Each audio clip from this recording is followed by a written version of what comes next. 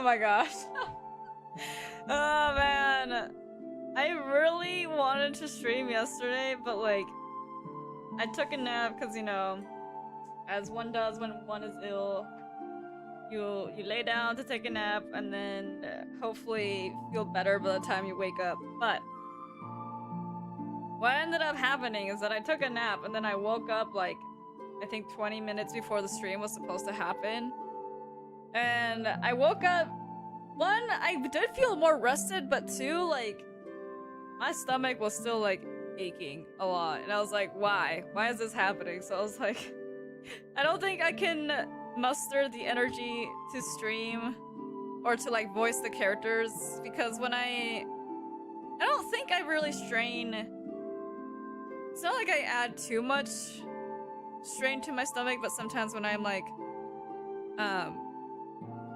voicing a certain character or something in coffee talk, it like, I don't know, maybe it's just the way that I'm doing it just adds some strain to my stomach basically. So I was like, I don't know if that's gonna make it more upset. Like, I don't know how much longer I'm gonna be with the game and stuff like that and all that. So I was like, in order to avoid giving a disastrous performance, I was like, let me just reschedule that for another day.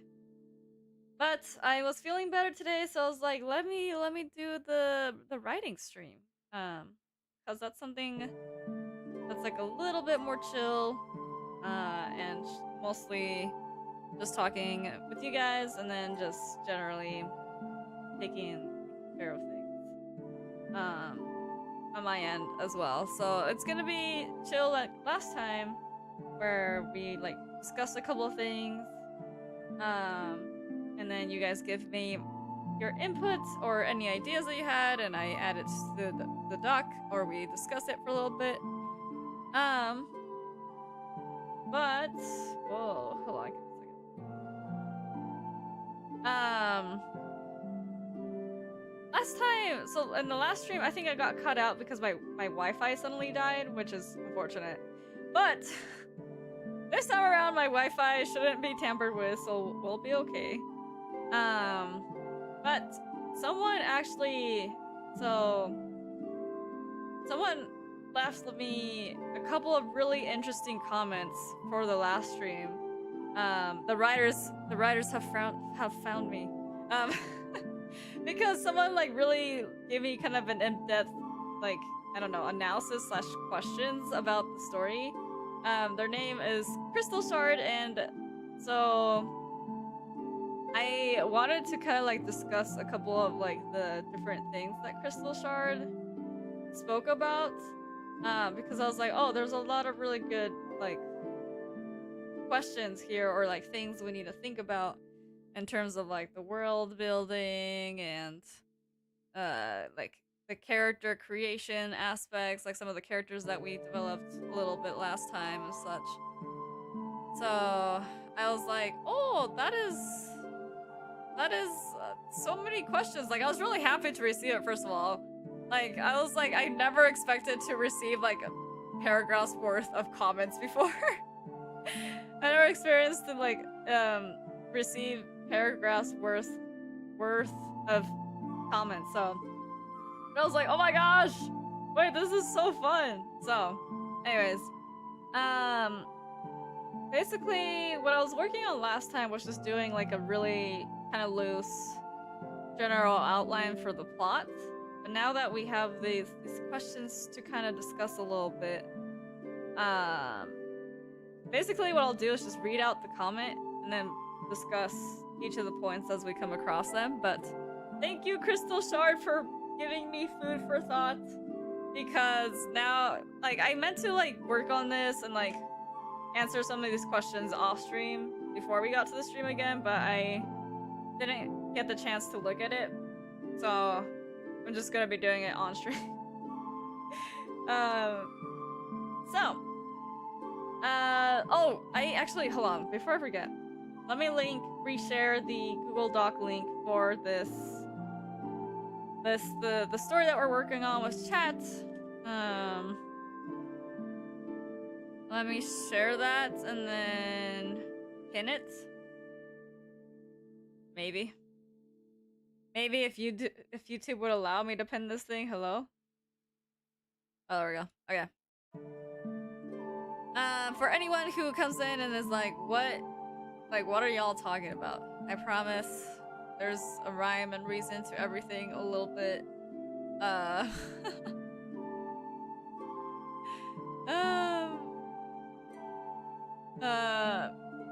Like what we're discussing and everything, basically. Okay. So let's see the comments. Let me go back. So Crystal Shard again. Thank you. Let's see. So some of this. So this comment was made like 28 minutes into the stream. So there's a couple things that are answered, I think, a little bit in the stream that we did. But then there's more questions later that I'll also read. So basically it says, let's see.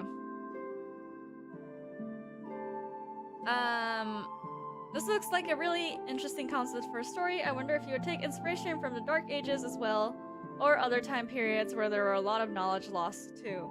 And honestly, this was like something that I had briefly considered. Because I need to change the chat again. It was something that I briefly considered because I was like, we could probably look back on like in history and be like, okay, what did some people do like in the past to basically deal with a massive loss in knowledge? Because I was just assuming that a lot of people's lost knowledge would just be in just how to go about doing a lot of things, especially with the technology that they would used to have, because that obviously no longer works. So it's like, okay, how did they adapt the things that they did to use for like in a steampunk way and stuff like that? So I was wondering if I should look at something like the Dark Ages or just other time periods, or like even like what happened when people did lose the Library of Alexandria, you know, like what happened when that massive loss of information went away, like how much might have been forgotten, like how do people react. I think that's something that I want to keep in mind when working in this story, because yeah. And then with the next portion in the comment, it said, with the steampunk, I wonder if you guys will take in the themes of over-industrialization from the Industrial Revolution and the unending desire for progress above all means, but often with the sacrifice of social stability, which I was like, oh my gosh, wait a second. What's up? Hello, Kilo! How you doing? I am currently just reading a comment that someone left me about like a couple of questions that someone had for the last stream where it unfortunately got cut off a little bit too early because my Wi-Fi died. So I'm reading out the comments and answering it in the best of my capabilities, basically. And I did like, I mean, when the comment was posted, I answered to it, but like there's a lot of things that I want to discuss in stream. So, but yeah, basically I'm writing a story with chat and everyone. The Google Doc link is like basically the overall stuff that we've worked on so far, just like ideas and such for the story. But this is basically like a post-apocalyptic like steampunk story. I don't know how else to say it. I'm on my mom's account. No way. On Google Docs. No way. That's so funny. That's crazy. Yeah, and it is adventure. It is an adventure story. Let's see. The themes of over-industrialization. I mean, this is basically what this whole concept is about. Like, we rely too much on the internet, like just technology online and storing things online to the point where once we lost it, we like lost basically everything else. So I think that's something that was answered, but I wanted to discuss it a little bit more, where it's like, yeah, it's definitely the oh my god, why can't I not speak? Over industrialization. Hello. Oh my gosh. But yeah, because we just like went ham on our technology and just put everything on there. We over time, even like this is something that can be seen now. Like over time, generations are forgetting how to do just like simple things, like I don't know, maybe fixing a car wheel or something, like, or like how to build just like a little house, or like how to build things, really. But a lot of people already don't know how to go about doing that because everyone relies on, you know, searching it up on Google and just finding tutorials and stuff like that instead of like looking at books, or I don't know, learning from the people that's around them type of thing. So like, this is interesting? Thanks! I think this is really interesting too. Like, I really feel like we can do a lot with this. And so that's why I am trying to brainstorm a little bit today. So Kilo, if you have any ideas, like as we're making discussions, or like while I'm working on things, or if I ask any questions, if you have any ideas or any questions as well, feel free. There we go. Oh my god, I'm like, what is happening? Feel free to share. My god. Okay, guys, bear with me. I am a little bit ill, still recovering from an illness, so my brain is a little bit muddled. My goodness. I made lore for my characters, but I have to make it more interesting. It's so bland. Why do you feel like they're so bland? What about your characters do you feel like makes them feel bland? Because if you feel like they're bland, that might be because you're not giving them, like, I don't know, a reason to develop more as a character. I'm like that even when I'm not sick, so don't worry. My brain is actually buffering a little bit. Oh my gosh. But let's see. And then the next part of the comment talks about like the barter system that we kind of went over a little bit, and I think this question might, or this point of discussion might have been answered, but I'm gonna read it anyways. So it's again, this is from Crystal Shard. Thank you again. It says, with the barter system, this does imply a collapse of government as required to substitute a government-backed currency. Essentially, there's no king's head on the coins. This doesn't have to be the case, but it could be due to the post-apocalyptic themes. That being said, the question of who holds the power is a very important question. So yeah.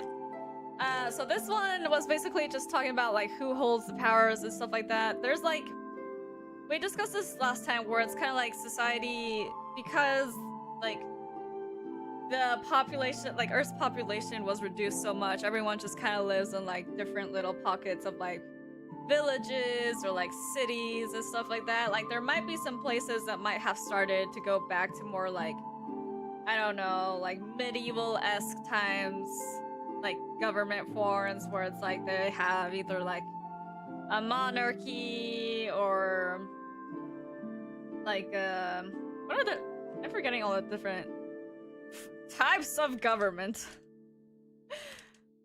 But like a monarchy as like one, or an anarchy, or a dictatorship. Like people could have come back to, in certain areas, depending on how many people live, to time periods like that, basically.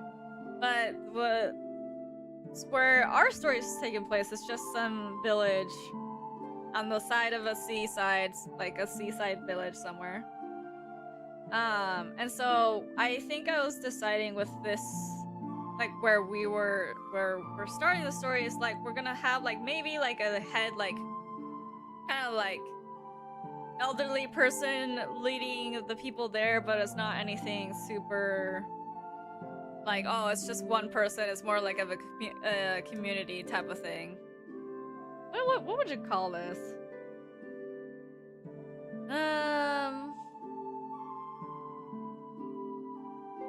Like an oligarchy, maybe?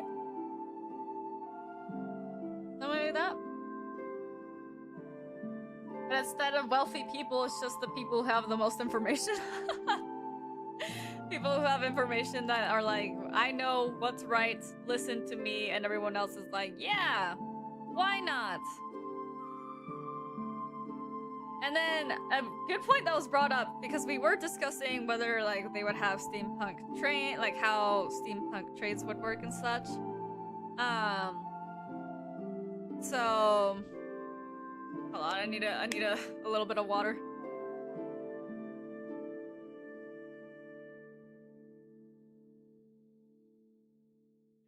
Little bit of water.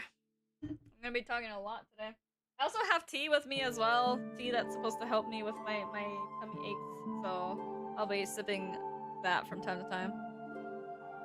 But let me see. What drove the people to think that the world is doomed?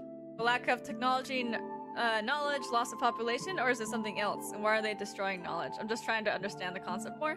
Yeah, I can explain. So, what drove people to think the world is doomed is just because we are setting this in a time period where global warming has like officially taken over like completely, and that's why technology was lost in the first place, because the ozone layer, I didn't discuss this previously, but like the ozone layer is probably a lot weaker, and so the sun's ray, like the UV ultraviolet lights, are just like the sun's like rays and stuff like that just like feed through a lot more. And so one, the global like temperature is a lot higher, and then two, like,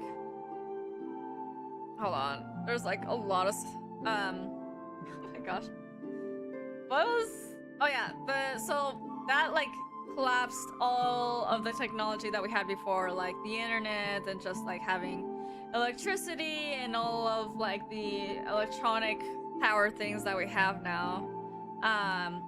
And basically like a lot of the countries that we used to know are now underwater because rising sea levels type of problems, and people are already barely existing as it is because the biological landscape has completely changed in terms of like what animals have survived, what animals haven't survived with the changing of like the climate and just like the harsh environments that there are now with like the different fluctuations of the weather and such. So people are just like, why should we bother living, or like why should we bother looking for ways to keep surviving when the world's already this like messed up, basically.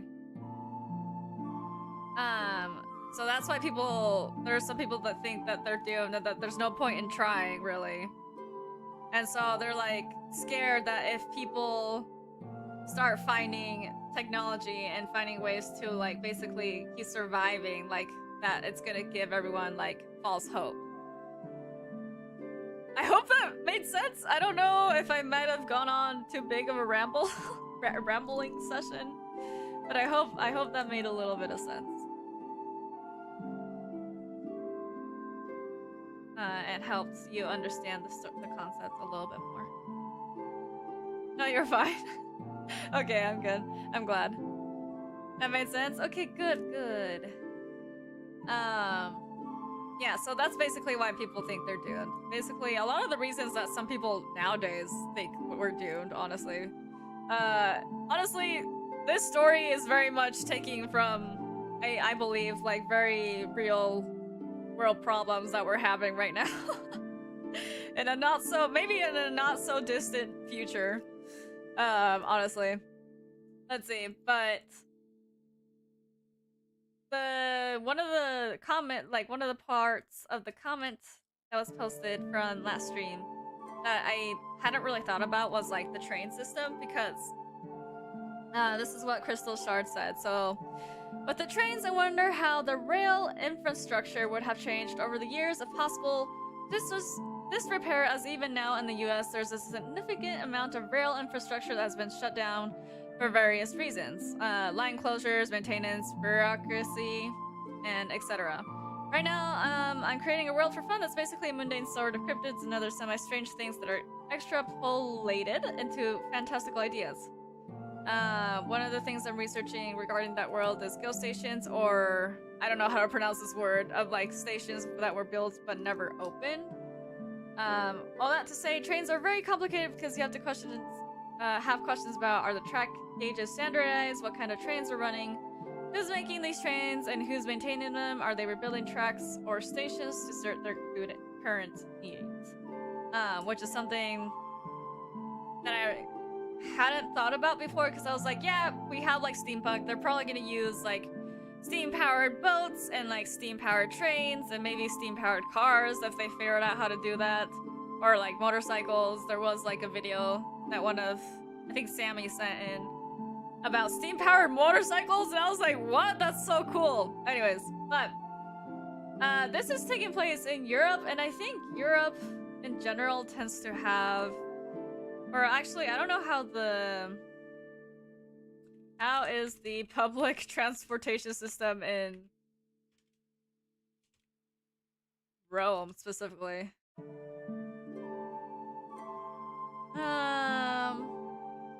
I think places in Europe tend to have pretty good transportation systems. If I'm not mistaken, they tend to have better ones. So I'd say they probably maintain maybe like their train stations and stuff a little bit more. But even if they did it, people would be probably, over time, they would probably need these trains more and more, so things would probably get restored is what I was thinking.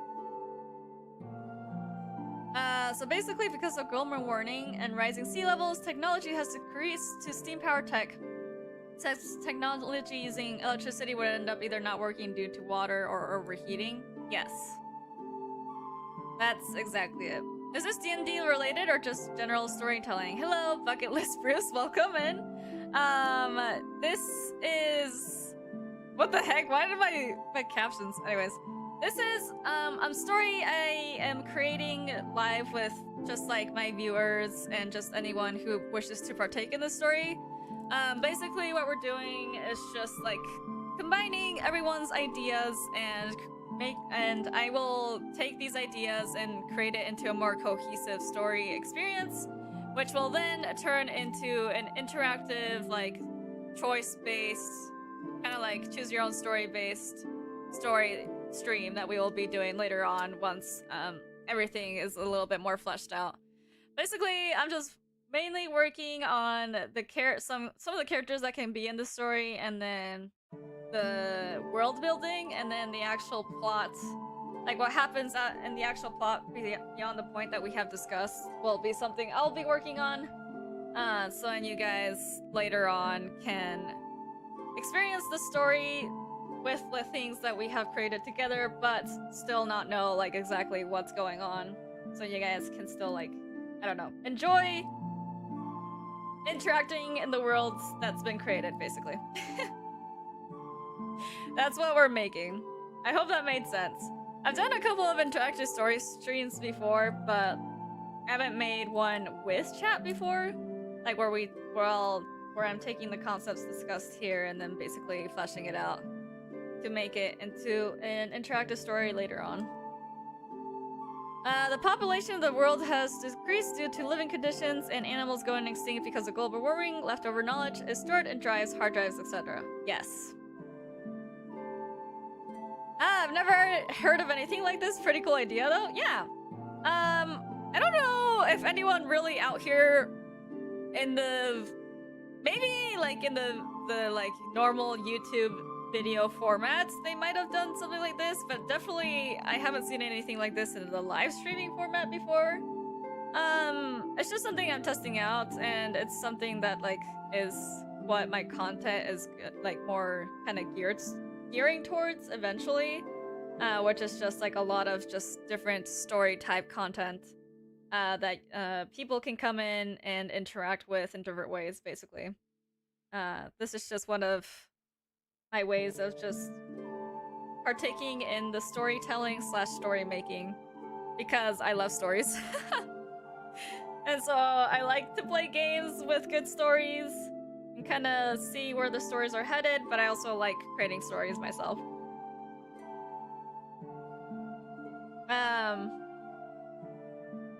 But with the train infrastructure and everything, I think people probably need it. So even if some train stations and stuff were pretty broken down or not used anymore, they could probably find ways to bring it back to the level that they need to work again. Probably not at the level that things were when, I don't know, the train stations were used at their max, I guess you could say, like when they were being used all the time and it was like one of the main methods of transportation. The train stations and the train like railways and stuff that exists in this world are probably a lot smaller than they used to be and probably run just by the local people around that can maintain it. Though I'm sure I'm assuming that the people who actually run these trains are the ones who are also searching for information.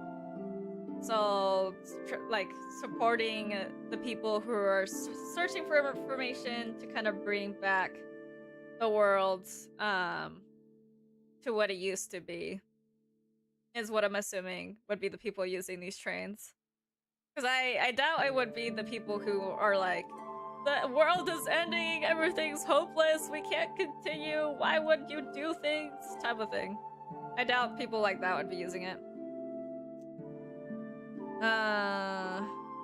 Let's see. Civilians think that the world is doomed and some people want to keep the knowledge all to themselves.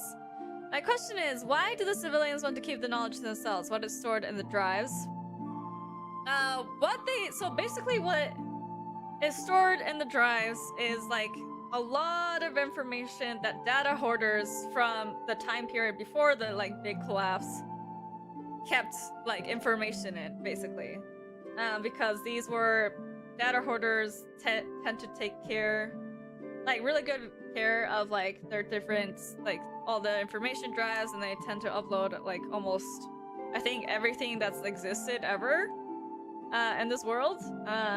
I'm sure there's some people that specialize in like different things, but that's like basically what the whole concept, like this whole concept was taken from the fact that data hoarders basically like become the driving force behind like people's hope for living, basically. The reason why some people want to keep the knowledge to themselves, like the reason why they're searching for it, some people have more noble reasons, obviously, so they can save the planet, so they can like save the people, basically, to become a hero of sorts. But like always with anything that has to do with humans, people tend to be pretty greedy, and so what would end up happening is that there would be people who would be seeking information and wanting to keep it for themselves so that they can hold power over everyone else, because only they would know how things work, or only they would know how to basically like keep the civilizations alive, or how to like escape and stuff like that, because there's always those people who dream about being the most powerful over everyone else, you know? So it wouldn't be all villagers or all civilians, it would only be specific groups of people. Mainly probably are some of the like main villains that are gonna be a part of this story.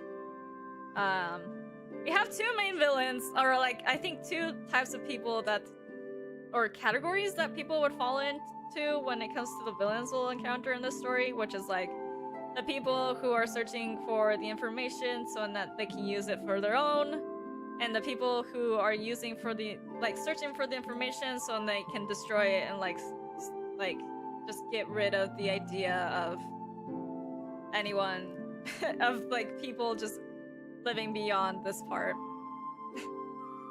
That's what it says. I'm sorry if you read it as civilians. I'm not trying to sound rude. Oh no, that's okay.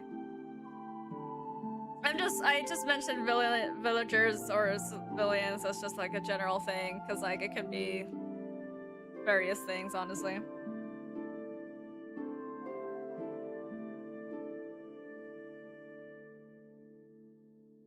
I should probably, here, let me...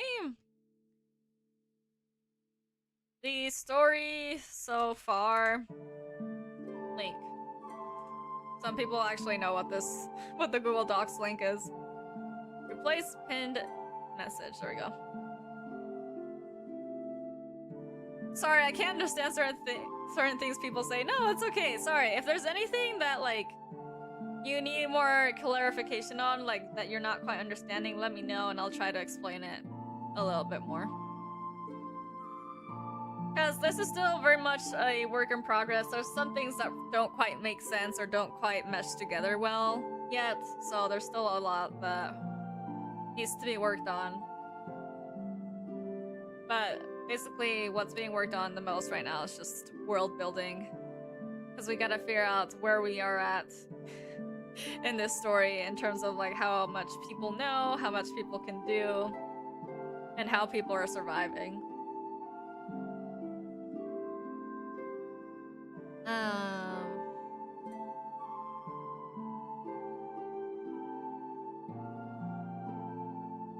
I'm gonna take a sip of my tea.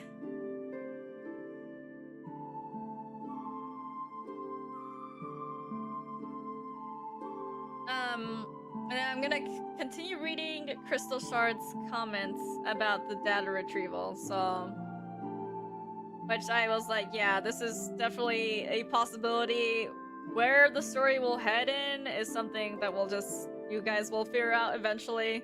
Something that I'll have to figure out, and then something that you guys will find out eventually as well once we actually start on this story, but...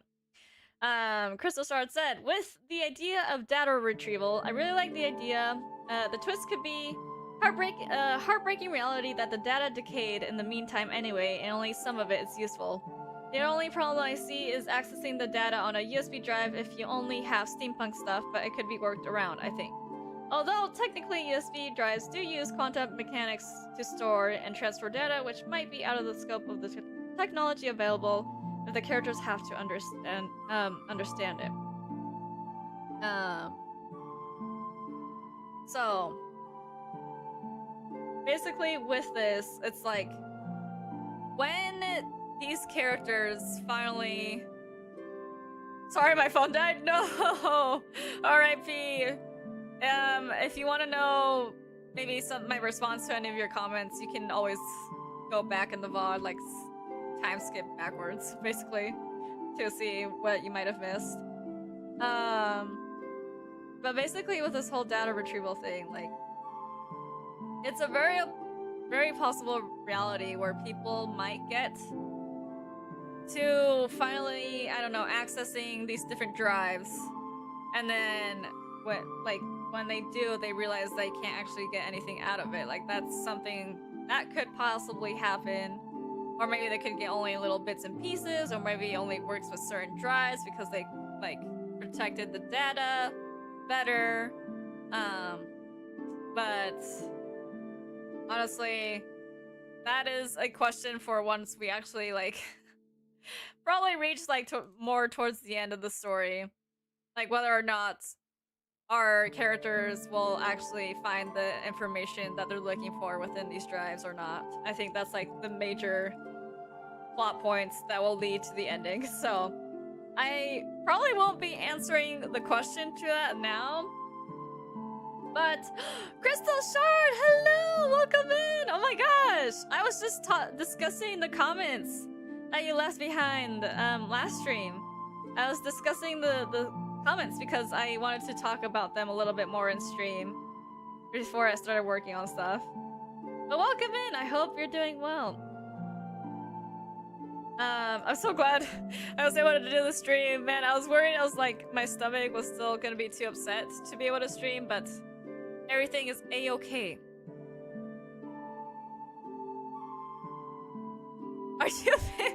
Are you feeling better? Mario Kart Double Dash from the Nintendo GameCube? What?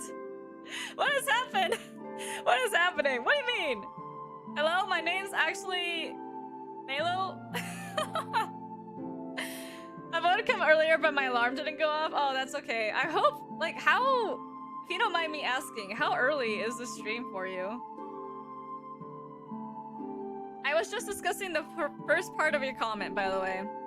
I haven't gotten to the second part yet.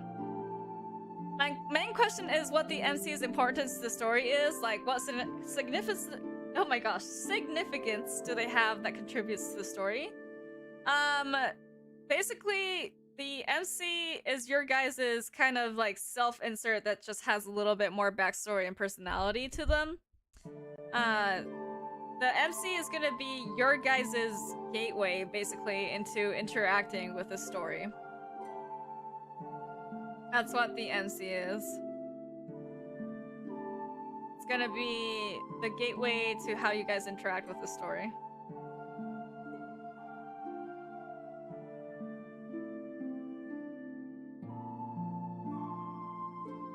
So, like, whether the MC, like, goes after the information for their own good, whether they do it to save the world, will literally be down, like, will be up to you guys. Because that's why we left the MC as a morally ambiguous character, because how they will go through this story depends on what choices you guys make. I'm from down under, so it's 8 a.m. for me? Oh, I see. Dang, that's early! I'm sorry. I used to have my streams set at like an hour later from this time, but I made it earlier for some people that also like would come in like super late for them. I was like, oh, maybe if I make it a little bit earlier, they can come in. It's so hard to find like a good like sweet spot for streaming because people live all over the world, you know. And it's hard to find. It's hard to find one that suits everyone, unfortunately. But I'm glad you were able to make it for the stream. I hope you can get some good rest after this. But yeah, that's what the MC's point is, basically. I hope that answered your question, Kilo. Okay. So, speaking of Crystal Shard, I'm gonna be going into the second part, like the second portion of the comment that you made. I'm assuming after you probably watched more of the stream or either finished it, I don't know. The sad thing about last stream is that like my freaking Wi-Fi cut out in the middle of it, so like I was in the middle of like working on it and then I was like, wait, what the heck happened? And I couldn't even end stream for a second. It was weird. But don't worry guys, everything's fine with the Wi-Fi now. It's sad that our parents died. Now people can say that I'm actually fatherless. Oh no! Father left to go get milk and then never came back. The sad reality. No, just kidding. I mean, actually, when we really think about it, if the parents really were researchers that were going after the information, yeah, they literally left you with fatherless. Oh my gosh. Yeah, everybody's been getting weird Wi-Fi issues lately. I don't know why. For me, it was more of an accidental thing. My Wi-Fi just got accidentally unplugged, and so that's why the stream ended. But then I was also like, it was also like the weather wasn't great outside also, so I was like, what if it's just like the winds? Because sometimes the winds can really affect my Wi-Fi, which is unfortunate. I'd rather be fatherless than mainless, am I right, gamers? What? What is this? Oh, shiny power button, wonder what it does if I push it? Yeah. One of my forest creatures really said, what happens if I mess with this cable? And then my stream ended and then they found out. And then they found out. Basically is what's happened. I mean, if you guys rather be maidenless, either way, y'all don't have parents. And are probably maidenless as of the current position in the story right now. Okay, but let me actually get to the point that I was trying to get to. Not the sad. Don't be sad, Kilo. It's okay. Mayhaps y'all won't be maidenless for long. I don't even know. I don't even know what direction the story is gonna go fully in yet. I don't even know if romance is a part of it or if we're just here for the survival aspects. I don't know. But I'm gonna, Crystal Shard, I'm gonna be continuing to read the comments, the second portion of the comment that you left. Because I want to go over some of these questions. So, Another interesting question is, what kind of games exist in this new world? Are they popular games that the reader knows? Are they new simple games that exist now? Or are they maybe even older games from the past that people have found? I think games can be good for multiple reasons. They can be good character building. For example, Albert could explain the rules, showing the reader why he is smart. Does he explain it in technical terms? Is he patient with teaching? And another aspect is that it could serve as a payoff for a later conflict if it has to do with strategy or just in general with a mental obstacle the characters need to overcome. And lastly, as a break between story beats and adding to the overall world building, which I thought was a really good point, because I forget we named Albert literally after Albert Einstein. This is so funny. These characters are both so, like, serious and the most unserious things I've ever created in my entire life, I feel like. But yes, games, like, strangely enough, when it comes to world building, what type of games people play is, like, a really big indicator of just how the world is, because sometimes the games can be based off like historical events that happened in the story. The games can be based off just like things that happened around forever. Like they can be familiar or they can be super unfamiliar. Like there's a lot of things that can really happen with that. But I think it's a really good idea to show off Albert's like smartness via a game of some sort. I don't want to see romance in the story, but it would be interesting to add in the story, not gonna lie. Maybe it could happen for some of the side characters, and not with the main MC or something. Who is the nanny slash headmistress? Did you not add that yet? No, she's the nanny slash headmistress is just the character that we have that's probably gonna be influential in some way, shape, or form. I haven't actually developed anything with her yet. Also with like nursery rhymes, yeah, especially with things like nursery rhymes. That's true. That is very, very true.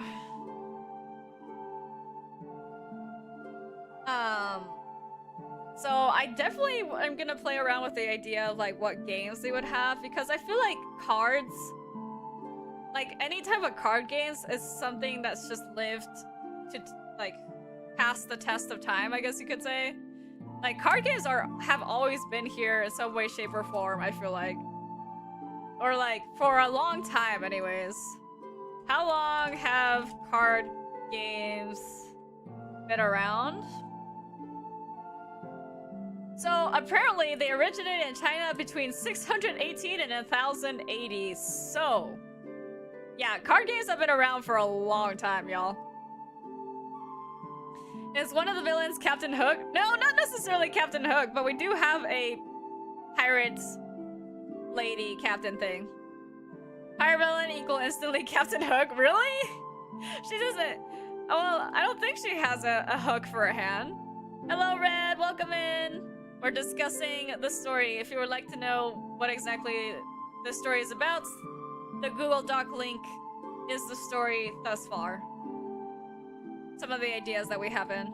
Nah, man, Yu-Gi-Oh taught me that card games have been around in ancient Egypt since way before that. Ancient Egypt? I mean, maybe. You never know. Things like these are hard to track sometimes.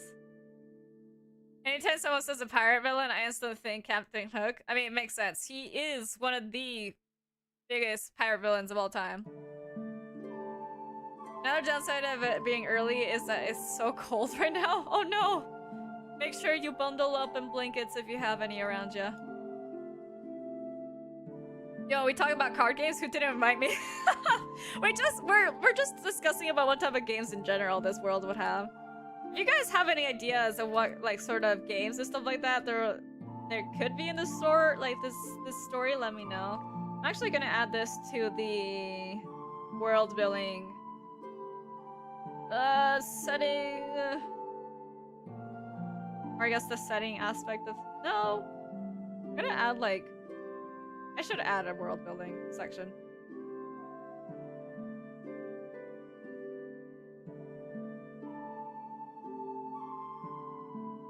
Oh, wait, world building subsection.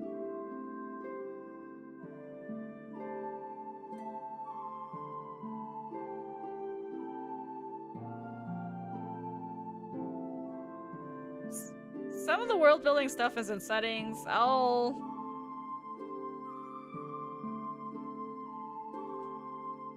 probably switch things around when I get to it, but we can... Card games exist. I don't know what type of card games, but card games exist.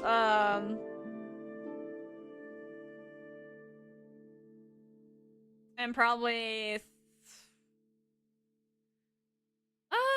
I don't know about nursery rhymes. Well, yeah, nursery rhymes will always exist, too, I feel like. Tag could be in the story. It was invented in the 4th century BC, so the children could play games as well. Yeah, I feel like basic children's games still exist. Because those haven't completely disappeared yet. Also, apparently card games were actually from Egypt and arrived in Italy around the 14th century?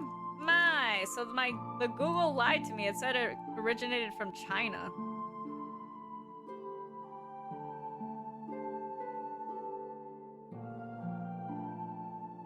Google lied to me. It said it originated in China during the Tang Dynasty in the 9th century, whatever that means. Oh, I said, wait.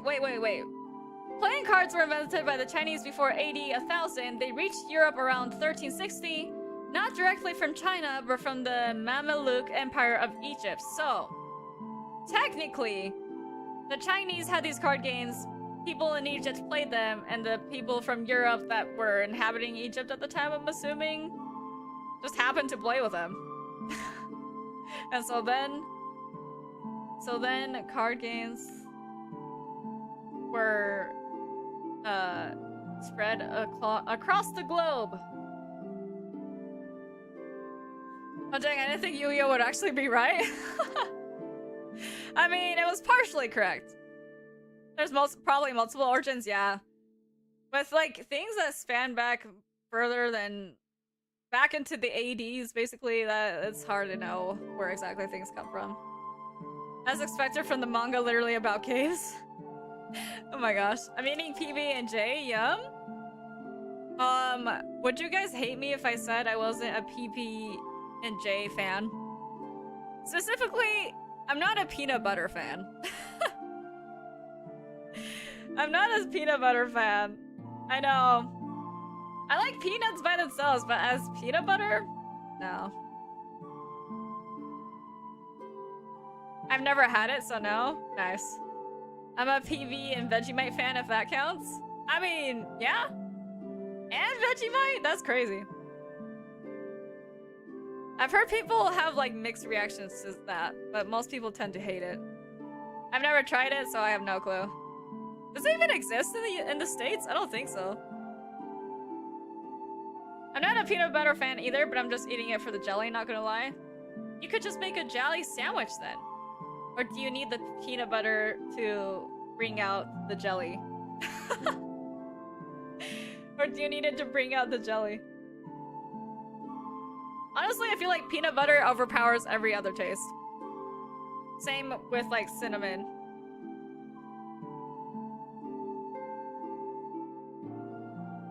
After seeing Robaru, try it. I think I'm good on life.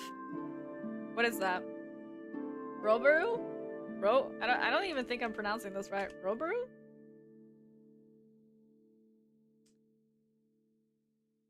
I got a VTuber show up. What was this? I'm sure there are places you could buy it, but not in regular stores, probably. I need the PV. I see. It's a part of the experience. Well, it's because people use Vegemite like peanut butter when you're supposed to use a small amount only. Oh, really? The more you know. You learn something new every day. Okay. Well, let me move on from games. So yeah, games definitely exist. What type of games? Again, if you guys have any suggestions, throw them in. But I think a lot of the basic games should survive the test of time. If not, I'll think about like what games could have survived after like the age of video games, you know? Because video games would be almost if not completely gone in this time period. But I'm sure some of the residues of like what people did in video games would probably still exist. I'll BRB. Okay, Kilo. Oh. Oh, it's an animation from Hollow Stars. I see. Should I look at it? I'm gonna have to pause my sci-fi music to listen to this. It's so Roboru is. Why is my Chrome not working? Is a VTuber. Okay, hold on. I don't know why my sound system does this thing where like it switches it from default, so then I can't hear it in my headphones for some reason. So someone's trying it out. Someone's trying Vegemite. Oh my gosh, that is a very adverse reaction to Vegemite. I think he's dying, actually. This is crazy. I know some people really dislike it, but why? Like, what does it taste like? What is, like, the closest comparison in terms of taste? This is pretty good? But why did he sound like he was dying? If anyone wants to know what link I'm looking at, it's this. I'm looking at someone's reactions to Vegemite. What if the USB drives got a virus and were replaced with Space Invaders? It's basically just salt. Really? Oh, I love salty things. I think I wouldn't mind Vegemite. What? Wait, I'm gonna search it up actually. What is Vegemite made of? What is it? Thick, dark, brown, shiny, spreadable paste that originated in Australia. It's made from leftover brewer's yeast, vegetable extract, salt, malts, and various B vitamins, including... Hey, at least it's rich in vitamin B. You know, that's a good thing. Has a rich umami flavor with slightly bitter edge, and some say it tastes intense and meaty like very strong soy sauce. Oh, you know? I probably wouldn't eat it like spreading it on like peanut butter, but I think it probably would go well with crackers or something. Poor guy. Yeah, he was dying, but he also said it tasted good, so I don't know which of the... Maybe he was dying because it tasted so good? I don't know. It's yeast extract. The UK has Marmite. Tastes pretty different, though. Oh. Okay. I have learned new things today. I knew about the existence of Vegemite, but not necessarily the specifics of what Vegemite is. But yeah. Let me add to the little thingy. Card games exist, basic children's games exist. Children's games based off of video games, question mark? I'm gonna look into this and see if this would be something that'd be possible. Like shooter games? I'm sure some children would be like, oh, you know, people would always do, like, children would always do, like, war games, so... I'm sure something like shooter games would carry over. He was saying it was good because the person he was with loves Vegemite. It was the reason he tried it. Oh, I see. Fortnite card game? Ew, no! No! Are there gacha games in this world? I mean, it's basically our world's just in a different time period. So... yes, they did exist, but does it exist in this world? I feel like gacha has always existed, so I'd say yes. But I don't know. What do you guys think? Do you guys think it would have existed in this time period in some way, shape, or form? People are like, let's do gacha for random toys that we found in like abandoned buildings or something.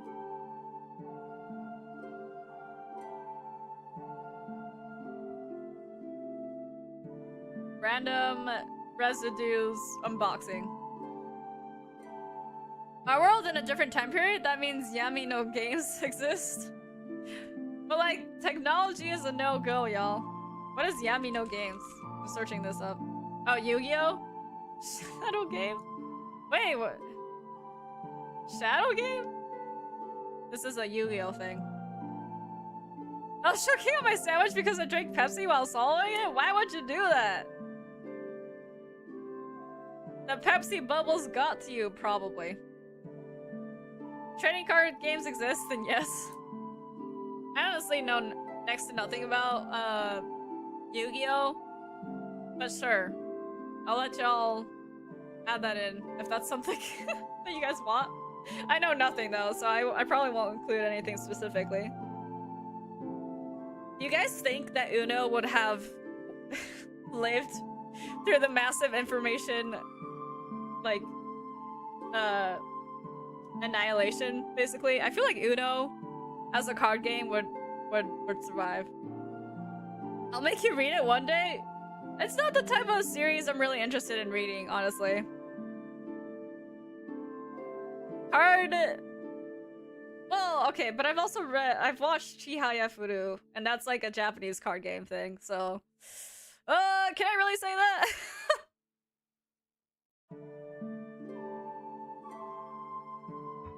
Anyways, but that's the answer. Maybe, I don't know if that really answered the question about games or not, but...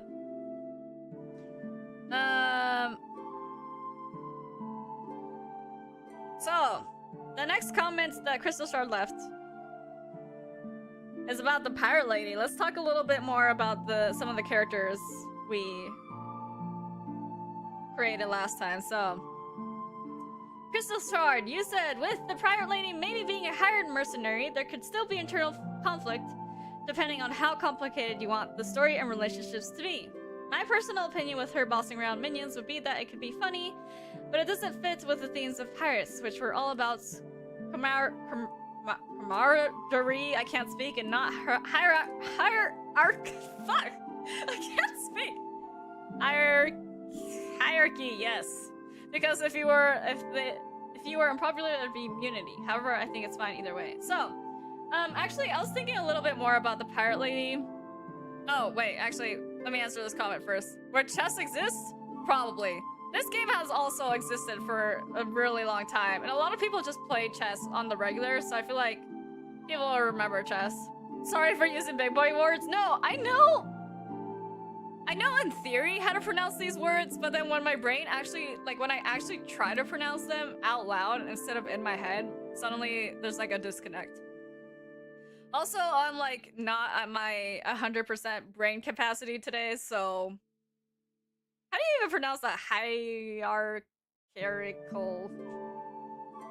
Do I not know how to pronounce this word? I thought I knew. Maybe everything I knew was a lie, actually. Maybe everything I knew was a lie! Hierarchical. Hierarchical. This kind of feels... this feels low-key like a tongue twister. Not gonna lie. Hierarchical. Hierarchy? But it's spelled as hierarchical. What in the heck? What is this? What sort of scientific term did you just put into chat? What is this? This is like an actual word, right? I'm assuming it is. An invented long word said to mean a lung disease caused by inhaling very fine ash and sand dust. Why does it have to be that long? There's literally the word volcano in it. Hierarchical. I'm trying my best to pronounce things. Hierarchical. Scientific black lung. But it's like by breathing fine dust, basically. Too much fine dust. Okay, anyways, but going back to the concept of the pirate lady before I get distracted. I was thinking that, yeah, she'd be kind of like a... I don't know if like a hired mercenary, like maybe she has just like a small little crew of people that work under her, and like they work for like one of the big villains. Like who do we have? Or one of like the evil organization gatekeepers, maybe, because of some deal that they made is what I was thinking. But like it wouldn't be something that would last for super long, because I feel like the pirates' interests would align more with the, like, you know, the aliving of humanity, like resurrection of humanity, like bringing things back to how they were. But if there was a good enough deal in it for them, then that's what I think the pirate villain would be doing. Nico, I cannot stay at all for the stream due to extremely loud music. I am at my prom. Teehee, Mono2. What? What are you doing in my stream while you're at prom? I don't even know if you can listen, like, hear me right now. I guess you have the captions, though. See, this is why the captions exist, so people can hear me without actually hearing me. But, have fun with your prom. Oh my gosh. Fear of long words. Hippopotamus. Troswiquib. Something phobia. Stream takes priority. Dancing is for losers. Nah, dancing isn't for losers. Dancing is a fun thing to do. Is that the point of prom? To watch VTubers during it? Oh my gosh. I don't know. I don't think so. I mean, what do I know? I'm just a silly wood elf in the middle of the internet, so.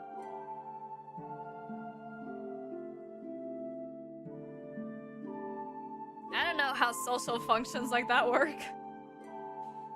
Hippopomtrosequipedaliophobia. I'm pretty sure I'm still really butchering this pronunciation, but I'm trying. But yeah, I don't know if that answered anything about the pirate lady, but I feel like the pirate lady would have a small crew of people. They're working with one of the main conflicting villainous forces because there's some sort of good deal in it for them. Hello, B! Welcome in! How are you doing? We are discussing rarely long words, and also still very much in the creation process of this story of ours that we're slowly but surely building. If you would like to know, basically kind of somewhat like of a summary of what the story is about, the Google Doc is linked, pinned in the comments. But basically, we're writing a post-apocalyptic steampunk story where society advanced very far in technology, and then they ignored the signs of the Earth dying until the point where the Earth's rays pierced through the ozone layer enough that all of technology was lost, and thus came the dark age of a massive information loss. And now we have regressed back in time to quote-unquote medieval times. I say quote-unquote because it's not actually medieval times. We just lost a lot of information and a lot of technology. So that's where we're at. Sounds awesome? Thanks. And then eventually, after I'm done working on the brainstorming aspect of the story, I'm gonna plot it all out, probably throw in a million more characters, and then turn this into an interactive story that you guys will all get to participate in. And whether the main character is evil or not also is up to you guys. So there's a lot that's still very flexible and up in the air. A couple of parts that don't quite make sense yet, but we're working on it. It'd be cool to see a spy, like someone who acts as a villain to gain info about them. Like pretends to be a villain. Yeah, that could definitely be something that could be a part of the story. Whew, oh my gosh. Why am I yawning? It's not even that late. But I think that's all the points of the story.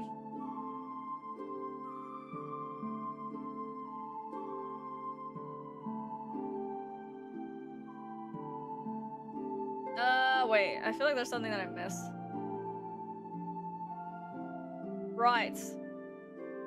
More of the world building notes, or I guess the setting notes.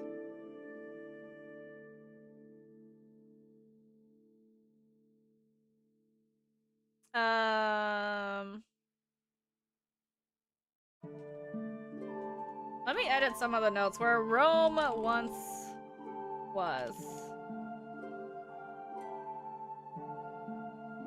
Many of the countries that used to exist, names are only there to defy regions. Nice. Or someone who is a villain that acts as a good guy. IDK how to word it. That's probably more likely, I feel like, with this story. Many countries became swimming pools. Yes, many countries, unfortunately, have become swimming pools.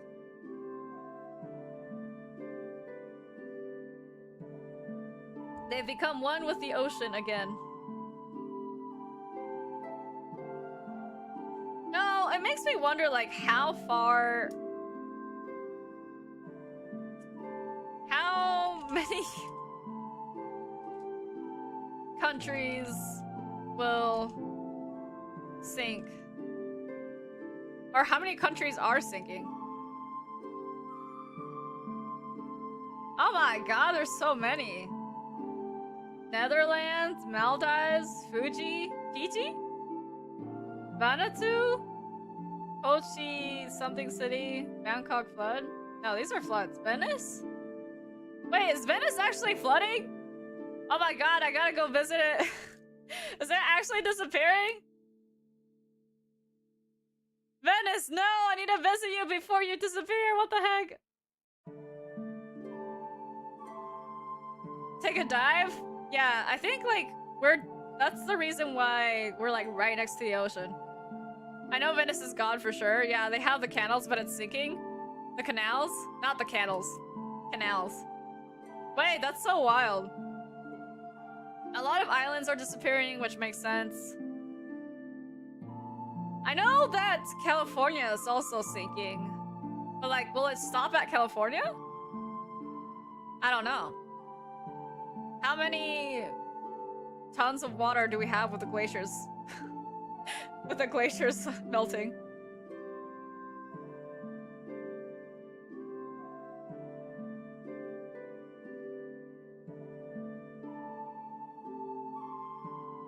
Wait, that's so crazy.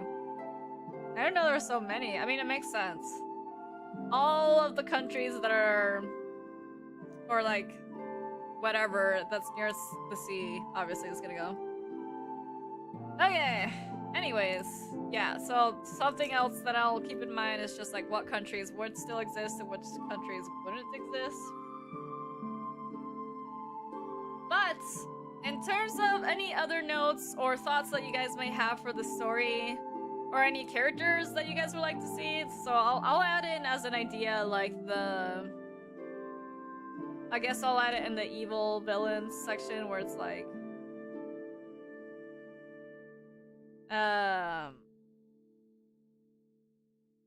What do you call this? Like... Kind of like a double agent, maybe? That... double agent character... that could work for the good or bad guys. That's what I'm gonna add.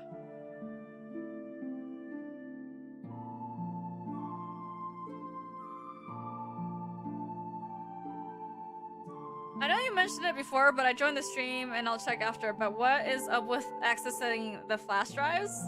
Like, why people are trying to access them, or just like how we're gonna access the flash drives? Or both?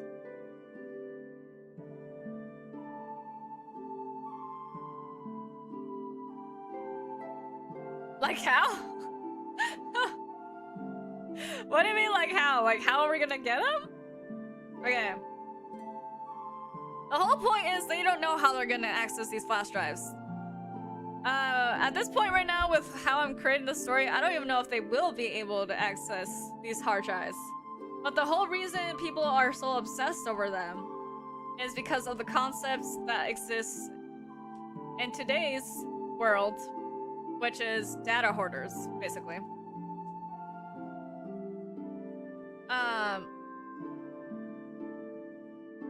Data hoarders. So for people who don't know, data hoarders are people or organizations that keep large amounts of digital content for extended periods of time if it's no longer in use or rarely used. This can include emails, documents, photos, videos, and software files, and may include keeping multiple copies of the same data. Hoarded data is often poorly organized, making it difficult to find specific information when needed. Where are the drives stored? Probably deep underground. For the people who do have these drives, they'd probably be deep underground to escape the heat and whatever rays could affect them. I guess I gotta learn quantum mechanics to figure it out. Do you really think that they would have to learn quantum mechanics, though?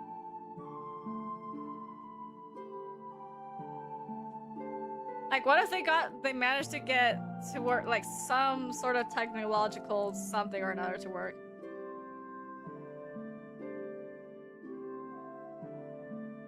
Wait, what does quantum mechanics have to do with this? Hold on, I feel like we talked about this before. Or you mentioned this before, Crystal Shard? I don't remember.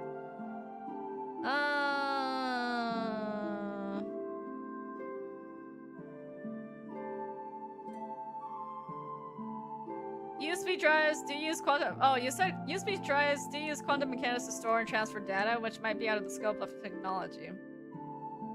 Okay, but USBs work using quantum mechanics to store and send data? But we're not just working with USBs. It's just like all different types of drives. Storage.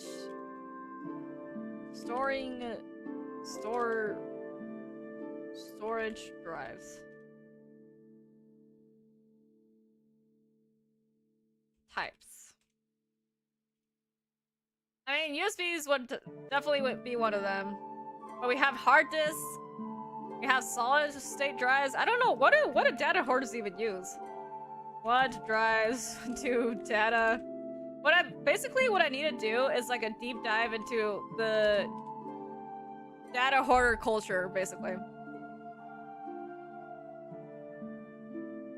Data hoarders or digital hoarders often use personal hard drives and other storage to preserve data for future reference, record, or reading. This data can be stored online and offline and can often include items like YouTube videos, game installs, sticks, and other discs, and other types of videos. So they just use personal hard drives. That's crazy.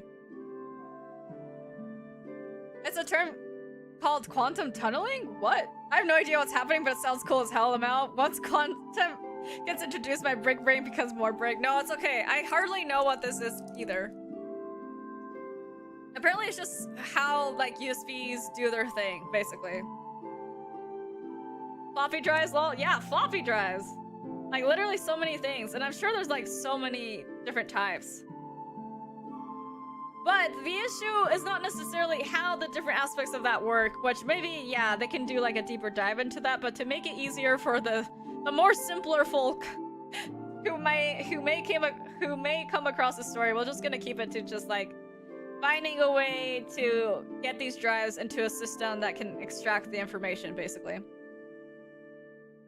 How my dumb brain breaks this story down. Sea rise, warm earth, population down, knowledge wanted, steam-powered mechanisms, people thinking world ending, villain greedy, good people IDK what they do. I mean, that is a good way of, like, simplifying the story. Quantum tunneling is when atoms go through solid objects quantumly? No way! That's crazy! Alright, yeah, but I think we're just gonna keep it more to just lore! Lore! You're right. Welcome in, Pixelated! I'm so tired. Lore! Yes! Lore! I want to sleep, but lore! Don't force yourself up if you're too sleepy, though.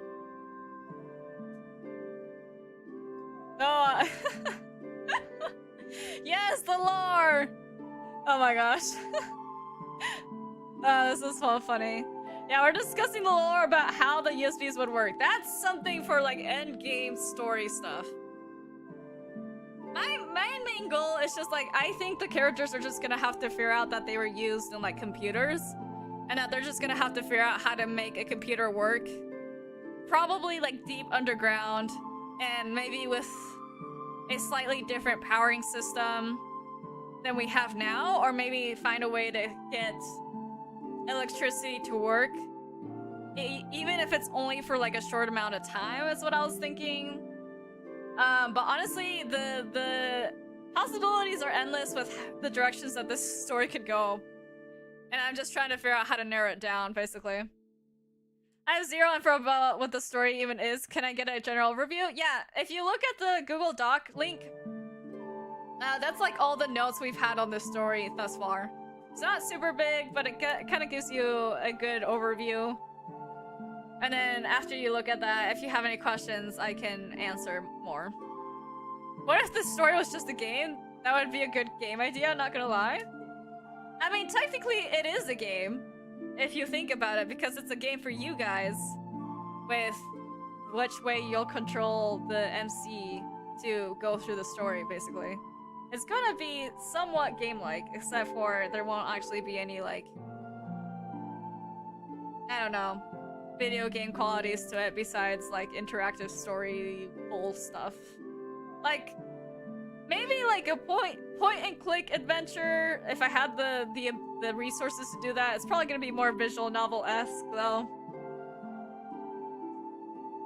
Don't start writing before making sure no question anyone ever asks is unanswerable. Burn building? Why are we burning a building? Who's burning a building? I'm playing an arson game? Oh my god. It has to be a collective decision with chat. Oh, I don't think I mentioned this in the comments, but I'm interested in what each of the kids does on the ship, like who's in the crow's nest and who's on the poop deck. Oh, you know, I hadn't thought about that, because I just assumed someone would just ferry them over to, like, the different places they needed to go to, but them actually having their own boat would make more sense, because they would have to travel to a lot of places to seek information. Wait, so does that mean that our main cast of characters is also a pirate crew of sorts? Because I think yes. I think very much yes. But what do you guys think? I know how to code. I can make it a point and click if you want.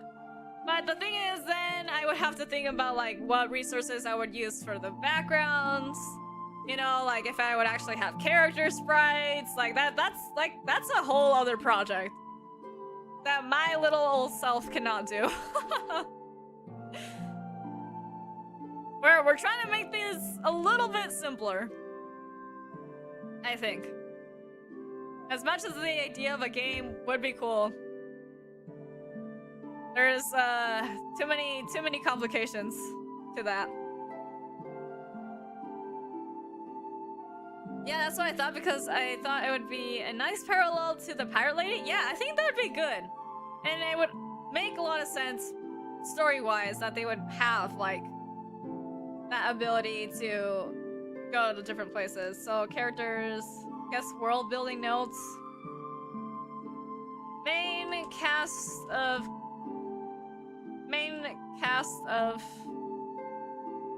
around MC navigate via ships or something. They too are a pirate crew. It sounds cool though. It would be a cool game, I think, but too much. I love how Albert goes actually. That's the whole. That's Albert's whole existence. So okay, so why is the world in the state it is in? Did I not include that in the Steam setting anything?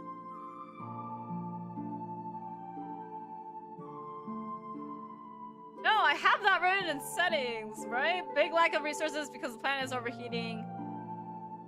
Because global warming. And global warming and the sun rays affect technology, and technology no longer works. Or they think technology no longer works because of the big collapse of technology. several years before the time period of what this story is set in. The only question is how they got it and how they know how to drive, but we'll figure something out. I mean, I was already discussing how steamboats were a thing, so I'm sure that going from steamboats to trying to make a steam-powered... Like, it wouldn't have to be solely powered on steam, but, like, it probably has steam-powered equipment. Because apparently it takes a lot of energy to power steam things. That makes no sense, though. If you use real-life physics, that won't make sense. What do you mean, real-life physics? Did you not see how the solar flares a couple weeks earlier knocked out a lot of cities' power? I'm talking about electricity here. About electricity being knocked out because of solar, like the solar flares, solar stuffs. Also, in this time period, the ozone layer is probably very weakened. And so, anything that has to do with the sun is affected, like, probably a lot more. Maybe the magnetic fields got weakened and the strong solar flare affected the technology. Strong solar flares are already affecting us now. Like, imagine in a time period where maybe the sun is closer, is decaying. Like, probably solar flares. Who needs real-life physics when you have magic and Oreos? Oreos? That's interesting. Yes, that's what I was gonna say. Like, it probably was due to, like, big solar flares. Let me edit this. Big solar flares knocking out electricity.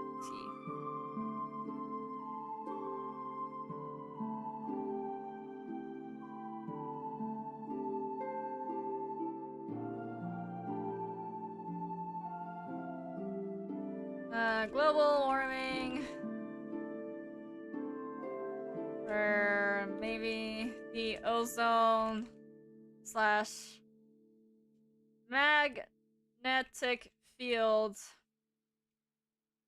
are weakened, making these states of the planet a lot less uninhabitable. Do you guys think they would still use sunscreen? Like, do you think they would still try to use sunscreen? Because I feel like they would have to use sunscreen to, like, survive somewhat. The magnetic field gets weaker when it's about to flip, so it could be that. I was gonna say Tim Tams, but that's maybe too Australian. I think, yes, a little bit. But the thing is, like, people in my chats, they're from all over the world, so any reference to anything specifically might not land.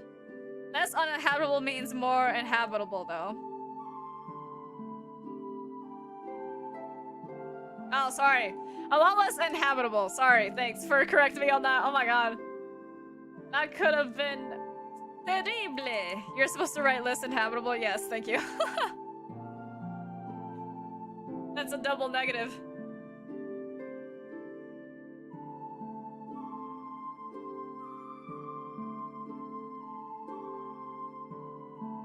What the heck? Okay.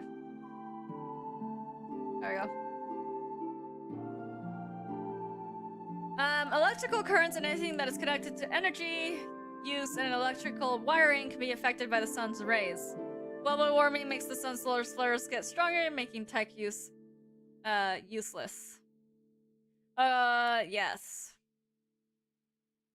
But whether or not they can't, like they can use it, like they can't use it entirely or not is depending on, because if they can store the flash, like the drives underground, or at least they hope that by storing them underground they are keeping them safe,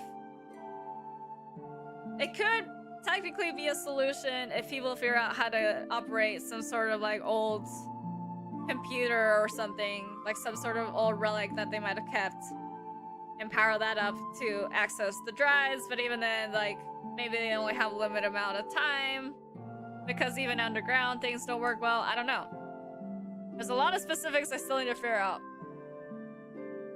But this is getting my brain going. This is good stuff that you guys are bringing up. Lots of world building though. Oh my gosh. Oh, this is honestly, I really like this story idea. I think it's really interesting. There's a lot we can do with this. But also there's so many questions. So many questions and things to think about. Is it Earth? Yes, this is Earth. We're basing this off real Earths, if you will. Kind of like a sci-fi, post-apocalyptic type of thingy that's going on here.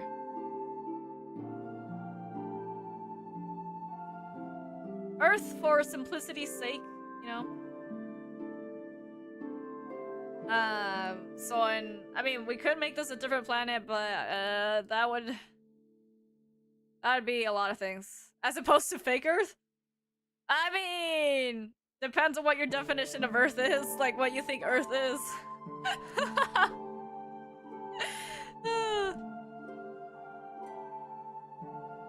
World building is so important, you can't do anything without the rules and why those rules are there in the first place. I mean, true. But sometimes a lot of the world building aspects comes with just like, as you're writing the story, because then you're like, oh, how does this work or how does that work type of thing, you know? Earth is a cube in space? A cube? You don't think it's a sphere?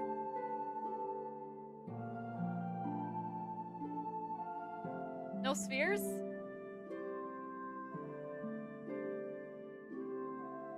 Cube? What do you mean? Exactly, yeah, that's what I'm wondering. I'm curious.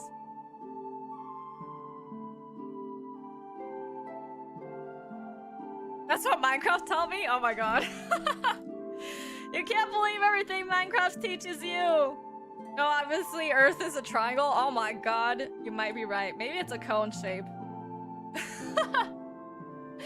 Maybe it's a cone shape. That'd be crazy, actually, though. Imagine Earth having a point. The universe is a donut? The universe can be many things, except that's a real theory. Actually, people out here thinking the universe is like donut shaped? Like we just have a massive hole in the middle of with nothing? Or are we like, is it like a flat pancake type of deal? Like, oh my god, every time I look at videos about space or just like what the universe is, yeah, it's a legit scientific theory? Oh my god. What? Because apparently there's also a scientific theory where it's like the universe is both like, or people wonder if the universe is expanding or if it's just like, or no, not a scientific theory. Not even that, like just a thing where it's like thinking about the universe being endless or like thinking about the universe having a finite point, like where it ends. Like, I feel like both are weird concepts to think about. My thought process usually goes concept, world building, events, scenes and stuff I want, how to make the stuff I want happen, details, writing. Oh, that's a very different writing process than what I have. Earth is obviously a square. A flat square? Come on. It's an annulus of curved space? Yeah, okay. Curved space. Or like how apparently the universe can be like several universes stacked on top of each other. That's another theory I've heard of. Oh my god, we're getting low-key into some deep talks here. The universe is expanding faster and faster as time goes on. I did hear about that because there was a time where I was learning about astrology. No, astrology? No, not astrology. I always mix this up. Not astrology. What is it? Astronomy? No, not even that. What's the word? The study of stars? The study of stars? Stellar astronomy? Space? Astronomy? I guess I learned some astronomy. I did learn that the universe is expanding faster and faster, which is crazy. So there is a point in which the light from the point will never reach this place we're in right now. I mean, light takes a long time to travel sometimes. If the universe is a donut, then can I eat it? I mean, if you make a universe-themed donut, yeah. Otherwise, I think the universe is far too big to be able to eat. That's what the term observable universe comes from. Astronomy is right. Is there astrology in this world? That's a good question. I don't know. Would they believe in the power of the universe? Like in the way that things are aligned with how the world is? I don't know. Is Merida an astrology girly? Oh my god. I don't know. Nah, I don't think she'd be an astrology girly. Nah, I'd win. What? What sort of mindset is this? Oh, the universe? No big deal. I can eat the universe. I wish you luck in your journey to trying to eat the universe, because apparently it's donut shaped. I don't know, would Merida be an astrology girly? What do you guys think, chat? She's one of the orphans that's a part of our main cast. For anyone who needs a refresher, she's the buff bimbo. Who's apparently really good at persuading people. Is what I wrote. Would she be an astrology girly? Would astrology even exist? These are the real questions here.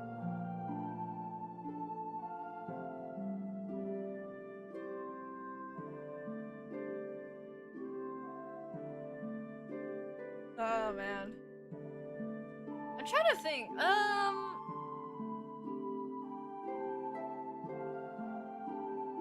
Because if this is based off like just a slightly more advanced world than we're in right now, or I say slightly more advanced for like probably like, I don't know, 100 years in the future or so.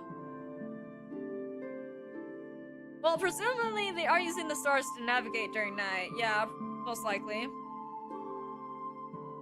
Maybe astrology is more prevalent during this time.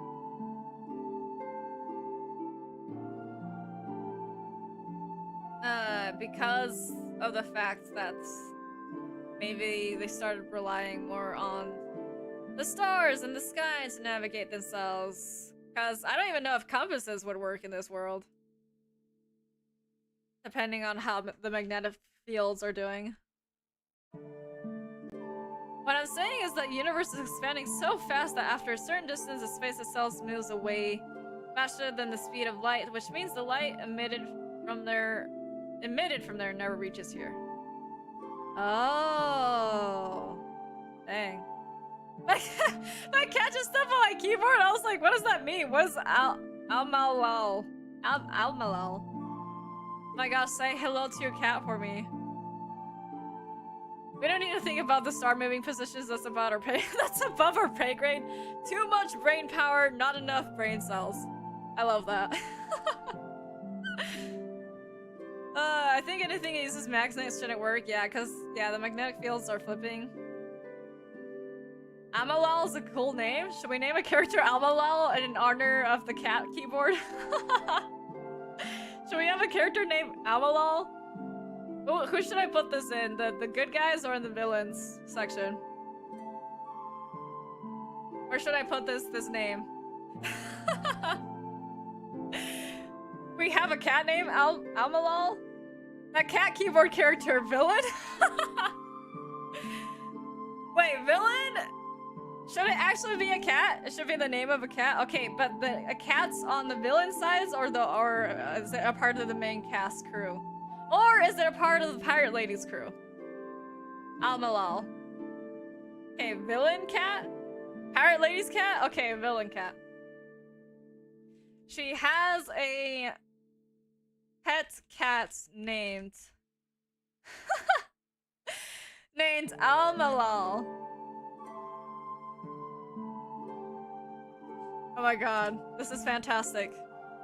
Amazing. Now we have a pet in this story.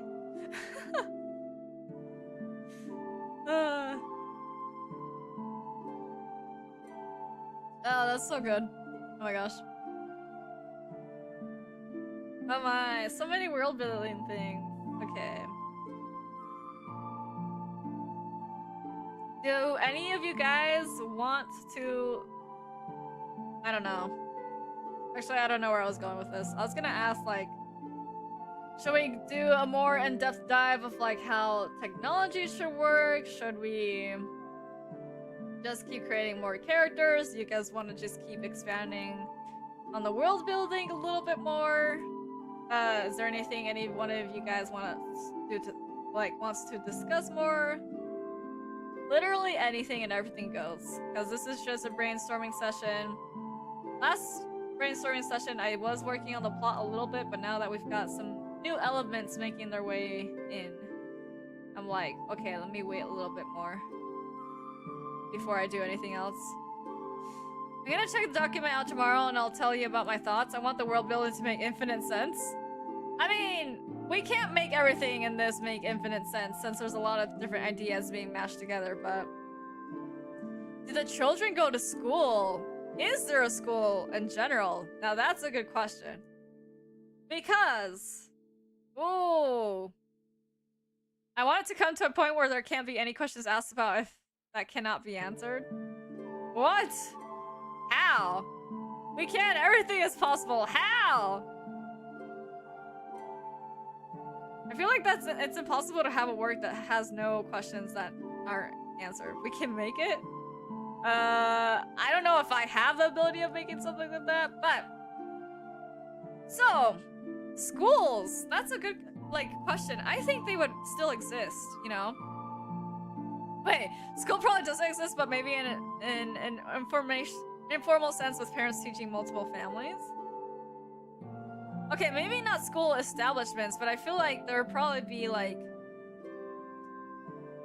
I don't know, maybe something that's, like, kind of guild-like in the sense where people gather together to learn more. Like, I feel like scholarly people would definitely be a big force in this. Like, maybe not in schools particularly, because the way that schools operate is, like, in a functioning society where people aren't surviving, basically. I did that with my story. It's possible, yeah, but probably after several years of working on that. We're trying to create a story that I can get done within the year, hopefully. I think some form of it would still be around, yeah. What are your ideas for character designs? Oh, I haven't actually come up with any. I was gonna think about that once I was, like, working, done plotting things. Yeah, it took me about 5 years. Yeah, exactly. We don't have 5 years. We don't have 5 years. I'm trying to get this story done as quickly as I can. So it's gonna have a lot of, like, things that aren't as cohesive or maybe have some plot holes or something. But we're just trying to make something fun. It's a fun story that we made with chats with, Honestly, the story turned out a lot more serious than I thought it would be.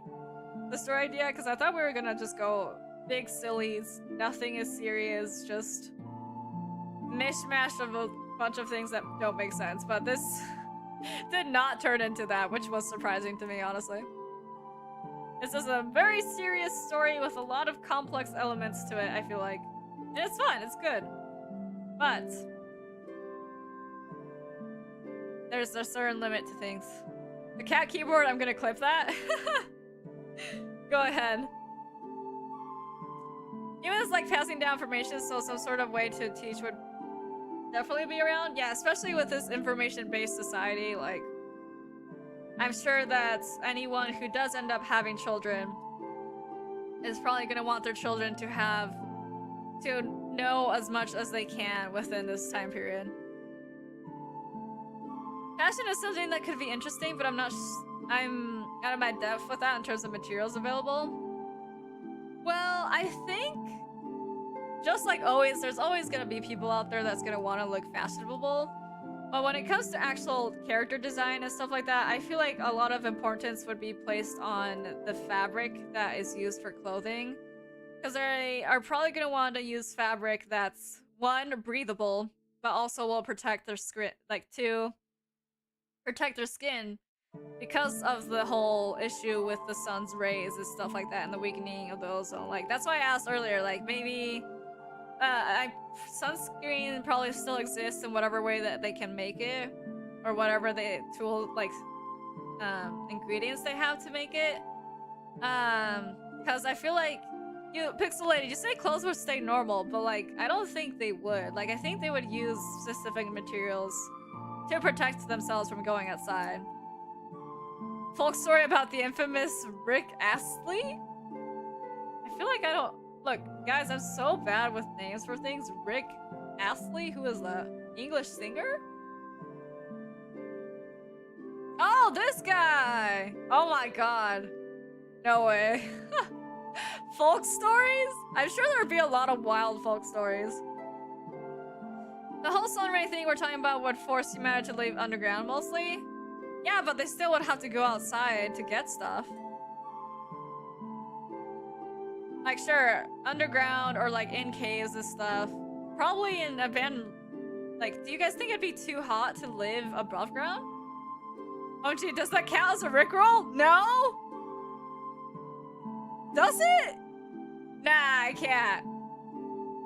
I just forget. I just really never know any celebrity's name. And I can't how to make clips. Can someone clip the cat keyboard? Isn't there a clipping feature with YouTube? Though I don't know if it's visible on, like, if it's not visible outside of what do you call it, like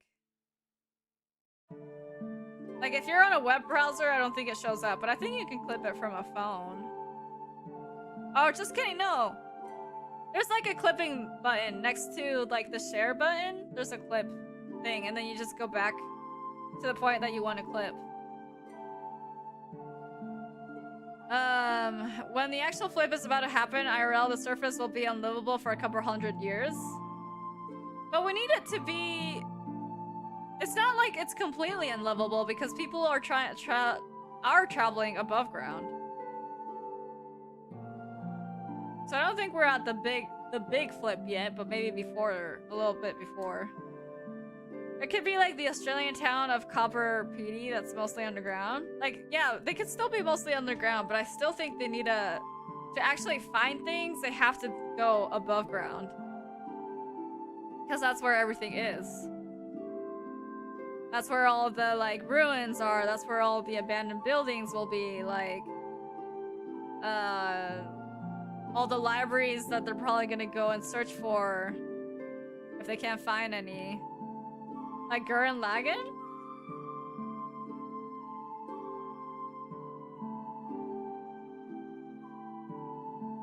Did I watch Gurren Lagann? No, I think I was in the process of watching Gurren Lagann. But I never finished it. They go about to gather stuff? Yeah, like I still feel like they could still go above ground. They just would have to wear a lot of protective gear if they're gonna go above ground. And they probably sell old artifacts like Made in Abyss.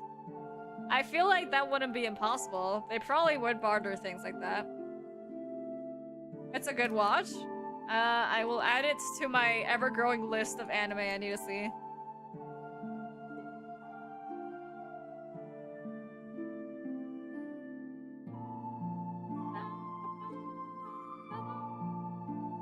What song was stuck in my head?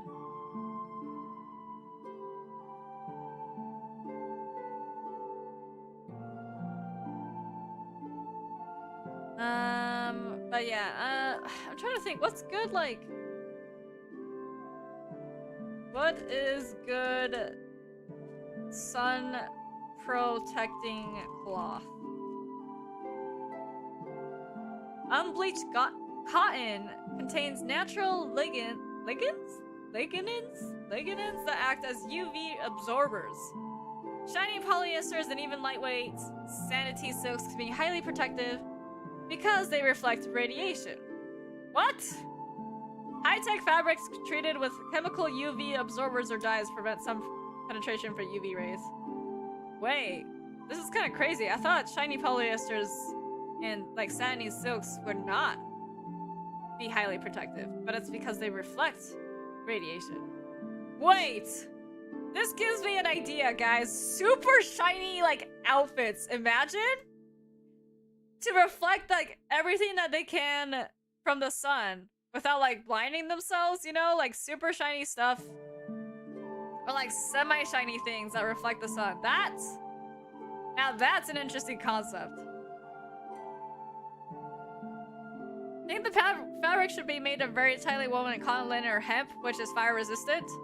Technically, since the fabric is fire resistant, it should protect their skin. By the way, clipping for me is like acting weird, so no.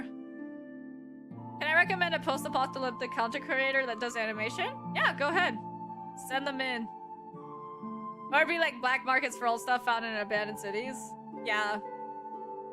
I learned that it's fire resistant from Kimetsu no Yaiba. From Demon Slayer?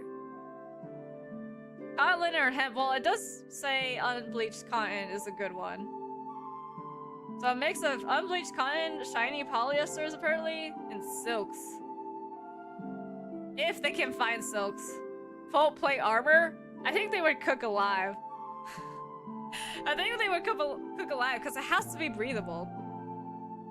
So they don't die. The outfit needs to be white like astronaut suits. Yeah, it could probably be white or like some sort of off-white color. Since it says unbleached cotton. What does unbleached cotton even look like? Unbleached cotton. Yeah, so unbleached cotton looks kind of like off-white in color. So one would be like bright, like white, but it'd be like cream. A mix of like cream colors and maybe silver tones. I have a design in mind. A peachy color? Yeah, kind of almost peachy.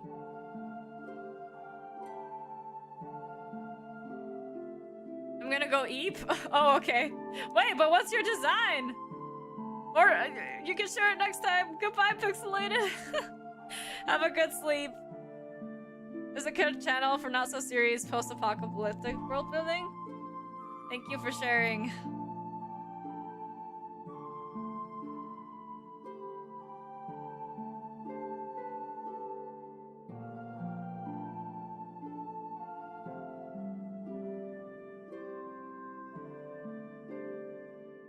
But yeah, I'm definitely thinking that that's interesting that shiny materials, I mean, it makes sense that shiny materials will literally reflect radiation, but they'd have to make it shiny enough to reflect, but not so shiny that like it's in their eyes, blinding them type of thing, you know?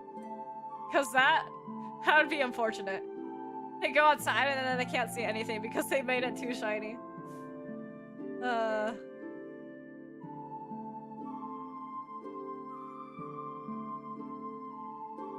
That'd be so crazy.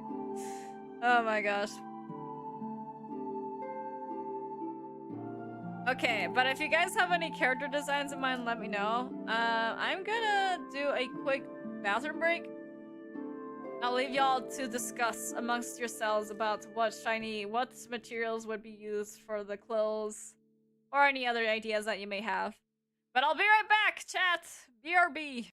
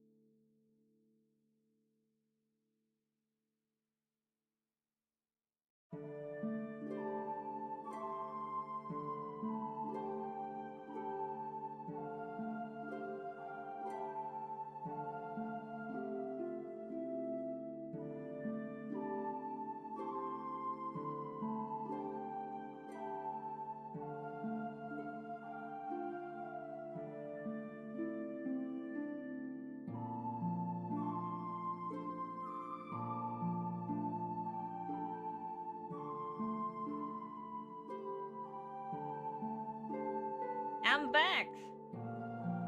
Back again. Let me get rid of this. Okay.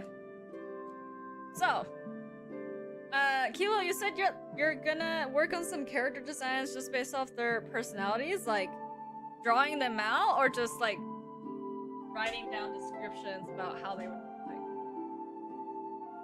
Byakuas. I would like to know which one of the two you're doing.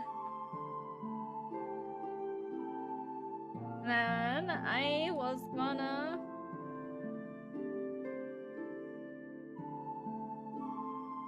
do a thing. I am blinking.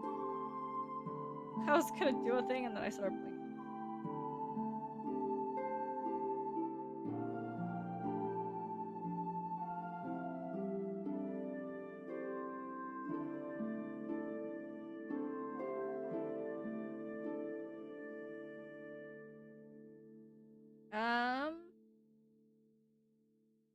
Okay. Just based on how I think they would look? Oh, I see. For like the main cast, we only have like, we have like a couple of characters. We have the evil organization leader. This is not gonna be the official names, by the way. I'm gonna change some of these names later, so it's not just these, but higher villain, gatekeepers, and then we have the 3 orphans plus the nanny headmistress, the lady who takes care of the orphans and MC's village. Yeah, and the main antagonist? Okay.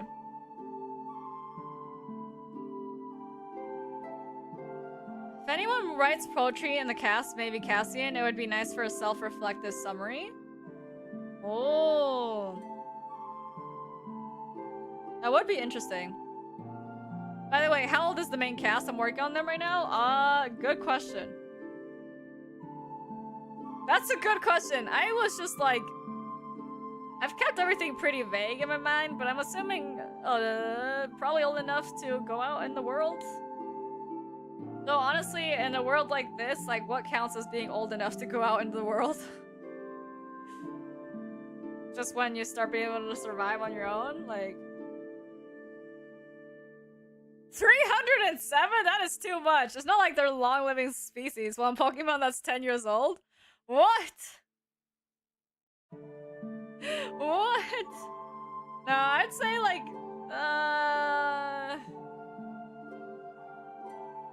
for the main cast, I'd say probably maybe 14 through 15.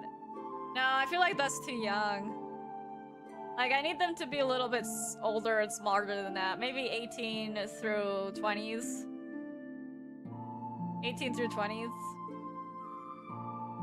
So when they have more life experience. 18 through 30. That's a wide range. Actually, what would the average life expectancy be in a setting like this? Because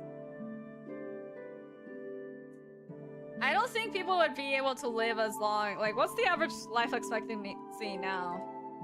Average life expectancy. You're like a drop. So average life expectancy is about around 80 years. So I don't think people could live till 80 anymore. Maybe 50. That's what I was thinking. Why did I doubt myself? I do not know. So if 80 was the life expectancy, let's drop that down to maybe 60. So oldest people are surviving to is 60. Would that make sense with a setting like this? So they actually be quite old in a setting like this, but not actually. Quite old by their standards, but not by our standards. Definitely not by mine.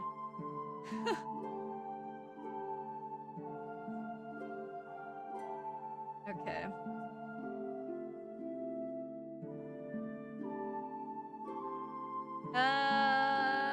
Especially for the orphans? Yeah. especially for the orphans. Just because, like, everyone out here surviving, populations are low, birth rates are probably also low, super low, because, like, who would want to just have children in such an environment like that? Okay, one of the main characters have a baby face. I already made the head shape pretty small for an 18-year-old. Sure. Maybe we can give the baby face to Albert so when people underestimate Albert. My mom is blasting Michael Jackson in the garage? Oh my gosh, that's so based of your mom. That's based. As she should. Let her live her dreams. Okay, while you guys may be brewing up some ideas, I'm gonna put this on the screen. And I'm gonna... Because, like, what I was working on with the plot was just, like, what we have...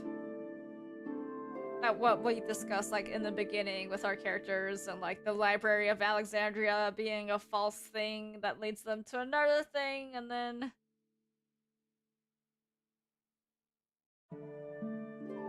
so many other things. I say that I'm gonna be quieter because I'm writing, but, like... am I ever actually quiet? That's the real question. Kilo, are you obsessed that your mom is blasting Michael Jackson?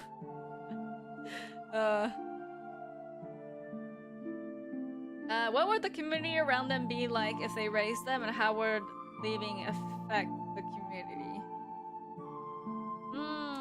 Good question. Let's see. I'm assuming it's this sort of community where everyone just kind of...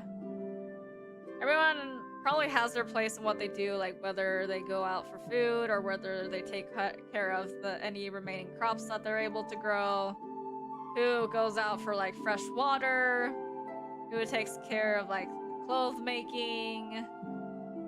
I'm not upset, I'm vibing, not gonna lie. Yes. Slay. Yo, hello Paul, welcome to the stream. Welcome, welcome. I go out for fresh water. Someone has to. Otherwise, how are they gonna survive? So, okay, with sort of like a community like this where they'd go out to like... they all probably have the roles in what they get for survival. I'm sure that it would be like these orphans leaving would be like less helping hands that would be around.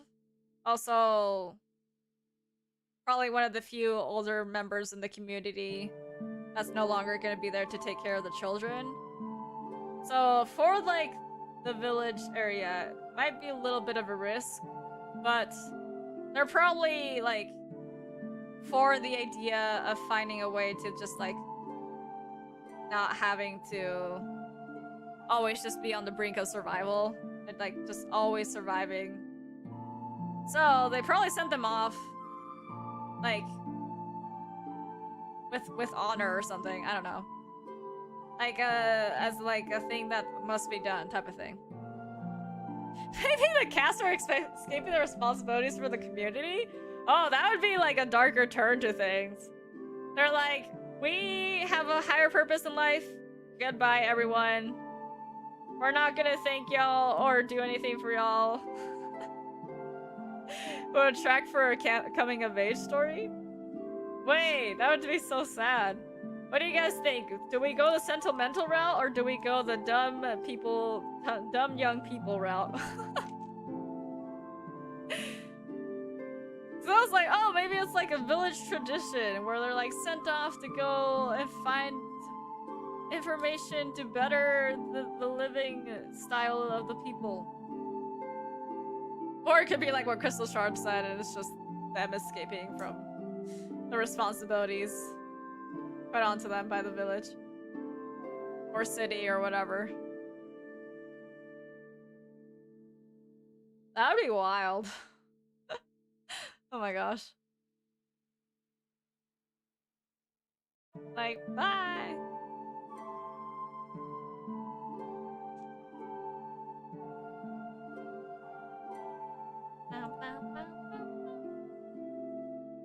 Okay, both are interesting, right? I don't know. Should I put a poll up? You guys want to go the dumb kid route? Or like dumb young person route? Or like...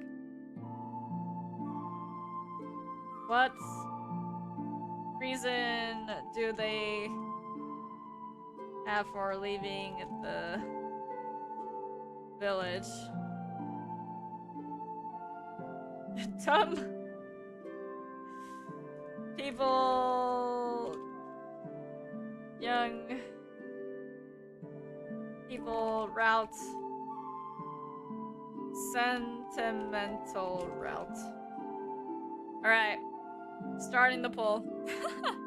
Does that make sense? Probably not, but for anyone who's listening, there you go. There you go. For anyone who might have missed out, sentimental route is where it's like, it's a tradition for them to leave the village to find a way to, like, make living easier for them. Or the world in general, like, it's like a tradition type of thing. Or for the dumb young people route is like, them just leaving because they don't want to... they feel like they have a higher purpose, like, they don't want to stay in a boring village anymore, like, they want to go out and see the world type of thing. That's what the dumb young people route is. So take your pickings. Are we going the sentimental route or not? I'll leave that up for a little bit while I type this. while I type a couple things down.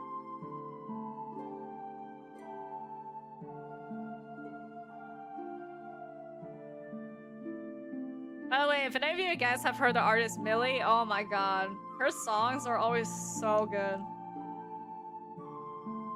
Like, very good.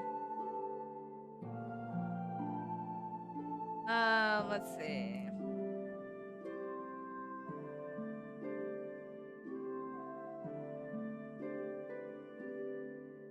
Oh, you know, something that I wanted to talk about is like how exactly we wanted to go about doing this story. Because, you know, we're doing all the world building. Eventually this is going to turn into the type of thing where it's like, where it will eventually be an interactive story where you guys will be controlling the main character and based off like the decisions and just things that they encounter along their journey to like figure out how to unlock the information in the drive eventually. I was wondering if you guys wanted this to be kind of like set up in the format of an episodic sort of like type of series, or if we're gonna have this be and set up in terms of like seasons, like different arcs maybe, or we could do like separate it into different arcs. Because if we go as episodic, like there will be an end goal, but things will be more flexible in terms of how the story actually goes. If we actually have it like split up into arcs or like seasons or some sort of thing like that, then I will have to plan out like each section in its entirety, so then it eventually will lead up to the final story. My bad! I did not mean to switch screens! My bad! I don't even know what I was trying to click on. Anyways, so in terms for how the actual story will be told. Oh my god, y'all, sorry, that was my bad. You guys have any preferences for anything, let me know. Oh my god. Not me doing that in the middle of trying to ask a serious question. Like, of course I would do that. Man. Man. I need a drink of water.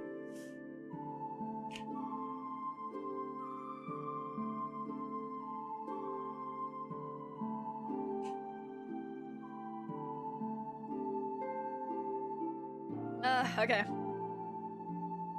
Okay. I'm gonna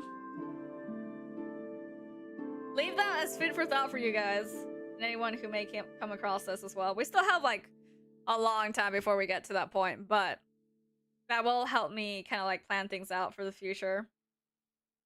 Let's see. So, in terms of characters, we only got like a couple villain-esque characters. We have the main cast. We have the new orphan that they meet that leads them on their true journey, or the beginning of their true journey. Let's see. Even though it wouldn't make much sense, it could be funny if one of the characters kept a little Maelo plushie. Oh my god, I have like a, what do you call it, like self-insert moments where I'm just like a marketable plushie that's just around for no particular reason other than as the like the author's self-insert. That'd be so funny. We could do something like that. Where should I put this? World building notes?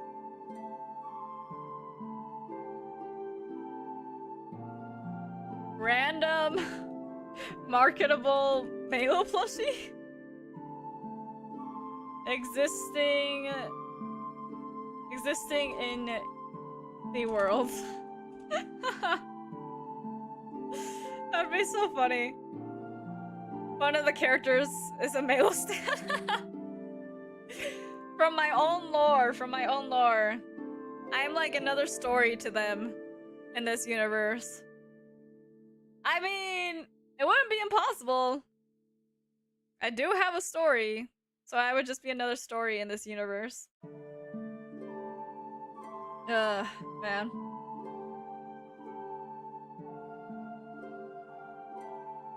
Maelo stands.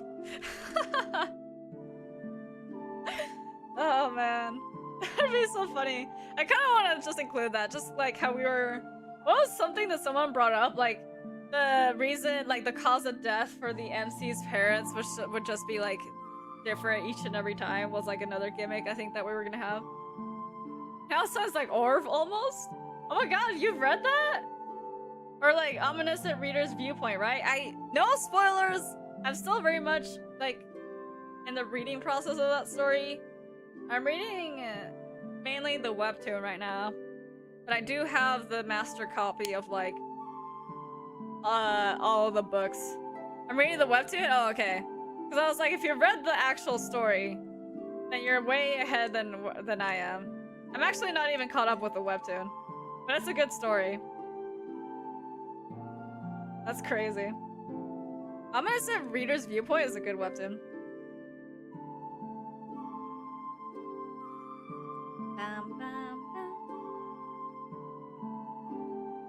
Okay. Now I will turn on this little text. Guys, I need to think. I need to actually use my brain for a little bit. To continue plotting. I think a lot of the characters that kind of show up will just kind of show up as they need to, I guess. But we do have some basic characters down.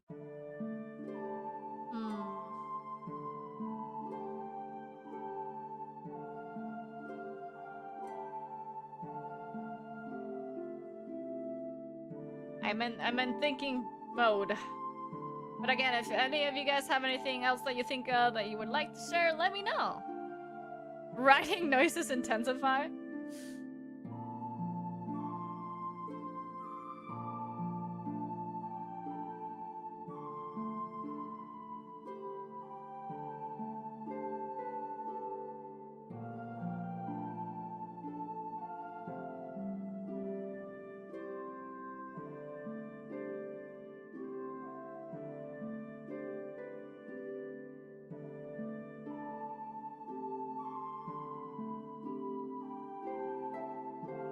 I would put on my thinking caps, but I'm on 6 hours of sleep. Oh my gosh.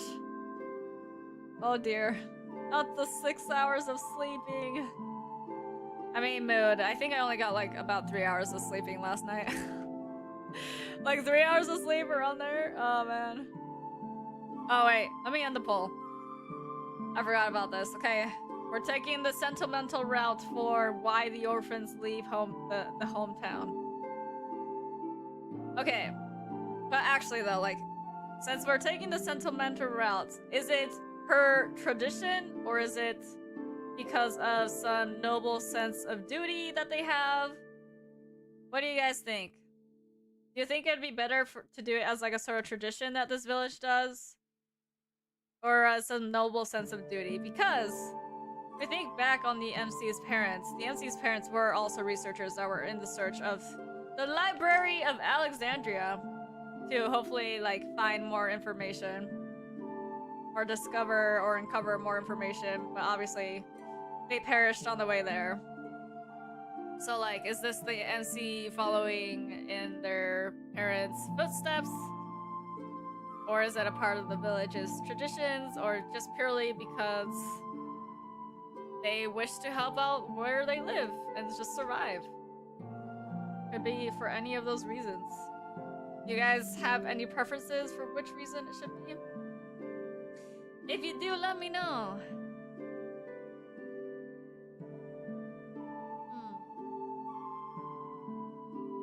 I don't think you guys can even hear my typing sounds though. My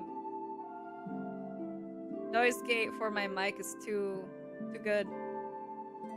Like if I really tapped really hard on my keyboard, then you guys could probably hear it, but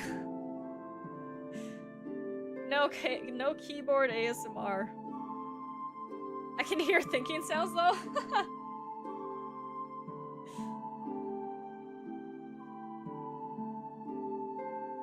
Let's see. I mean, yeah, I tend to think out loud a lot of the time. And then people are like, what? And I'm like, what? I'm just thinking. That could also be my stomach. Are you hungry? I mean, I guess you woke up super early, so you probably want to eat breakfast soon. Will want to eat breakfast. Now's the time for everyone to bring in your snacks to work along with your own things if you have anything to work on. And now Bruno Mars is playing? Oh my gosh. I didn't eat breakfast? Yeah, that's why I'm saying. Maybe now's the time. Maybe now's the time for some breakfast. I'd say this is probably the part of the stream now that we've discussed a lot of things where people can work on your own things. Again, if you guys have any ideas or questions about the story so far, let me know. But I'm gonna be working on a little bit more of plotting now that we've gotten some more world building out of the way. And if you guys have any other characters that you would just like to add in for whatever reason, like whatever type of character, like the cat that we added in earlier, let me know as well. The outside world is cold and I'm immobile. Are you trapped by the heat of your blankets? I understand.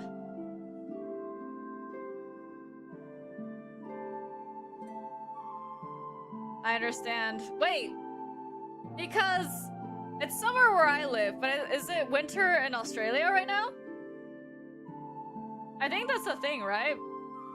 Keyboard cat? Yes, keyboard cat. I should put wheels on this bed? If only. If only all beds were mobile.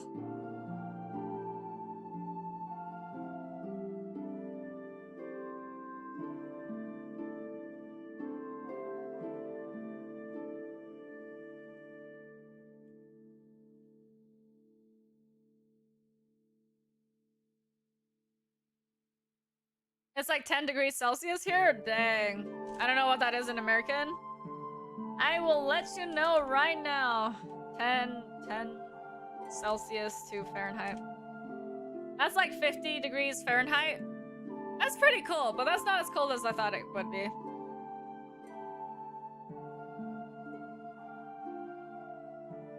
I'm used to even colder weather than that.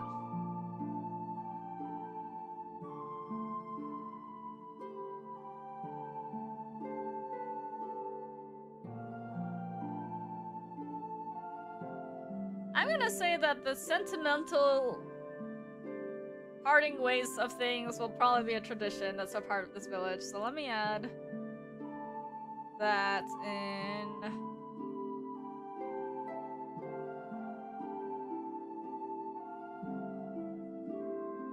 It's 9 Celsius outside though. Oh wait, you were saying 10 degrees inside? Why is it so cold inside?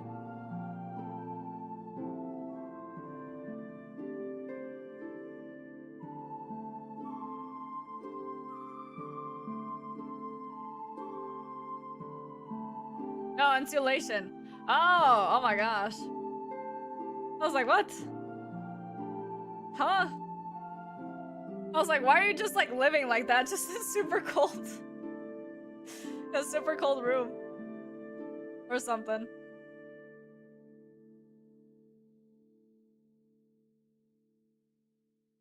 Although I do know of people that just love keeping on the AC no matter what. And I'm like, could not be me. Or like a fan on all the time, even if it's like the dead of winter.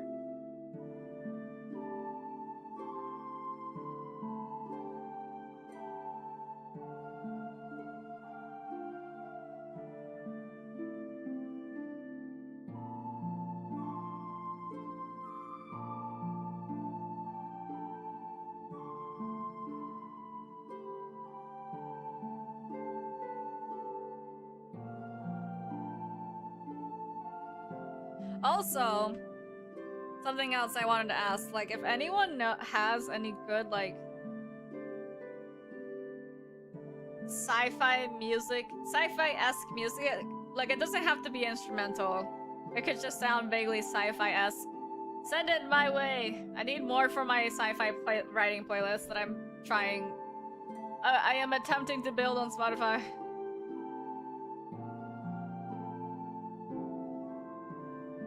Because I have just like a general writing playlist, but I need to like divide it into different genres. Or just feels? I don't know.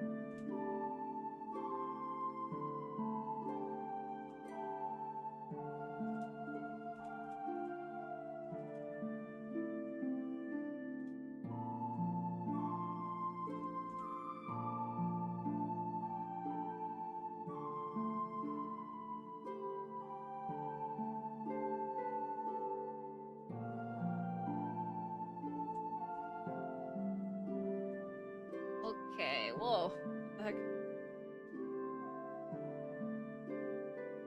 Oh my gosh. I just put on classical music for thinking vibes? Just classical? That's it? Just classical music? Hi, another day of wholesome gaming. Hello, Funky Mons.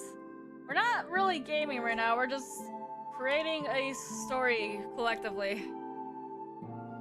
Oh my gosh, but I need to sneeze.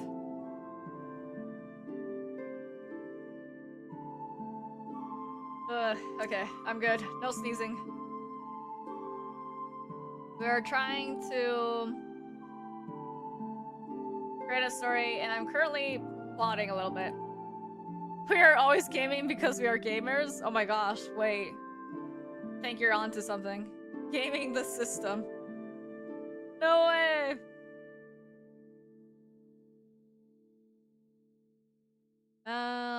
Let's see.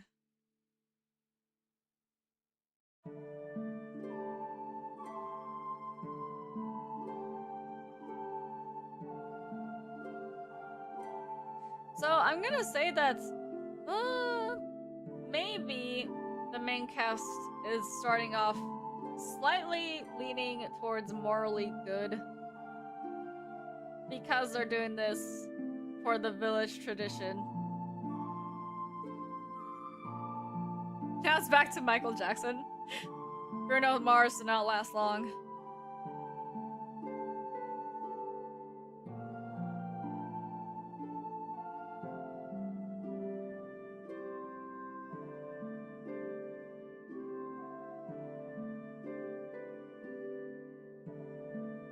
By the way, if any of you guys are also working on anything while we're up here creating this story, let me know. I'd like to know if anyone else is also working alongside me.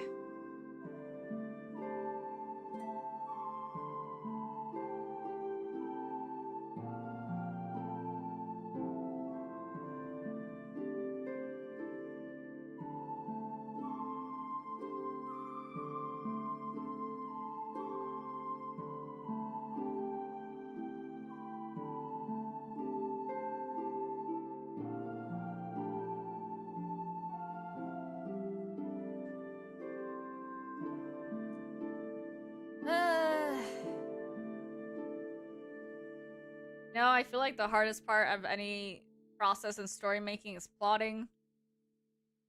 Especially with a story as broad as this one currently.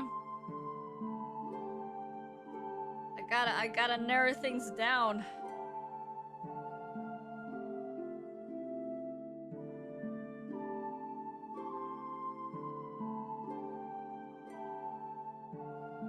I'm trying to think of a good price for a fictional train ticket. So far I've only come up with is a feather because of Anubis.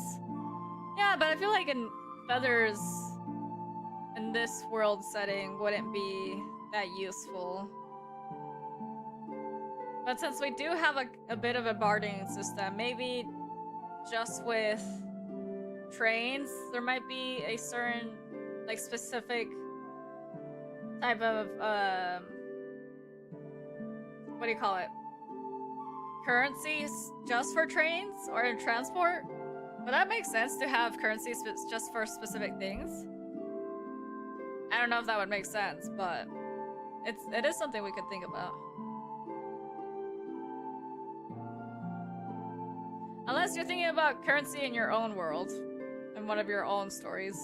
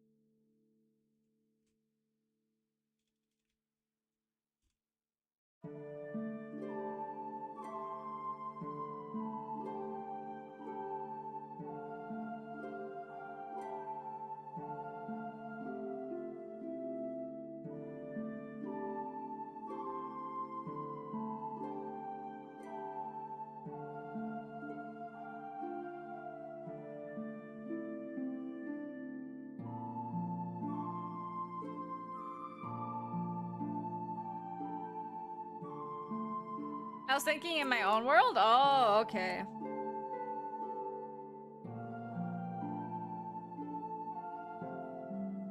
Good price for fictional train tickets. So far I've only come with a feather. Food is always a good bartering item though. That's true.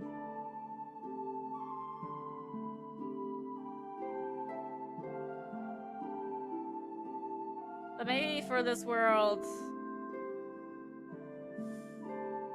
I feel like there needs to be something that's a little bit more tangible, I guess you could say.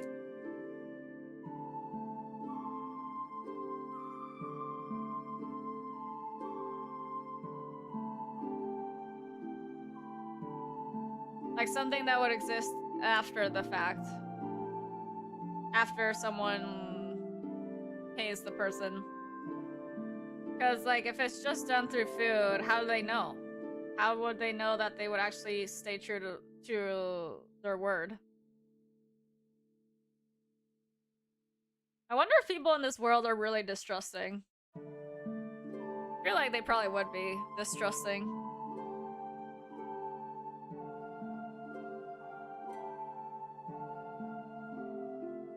Caption says disgusting, but I said distrusting. There we go. Not this trusting, oh well. The captions are trying their best.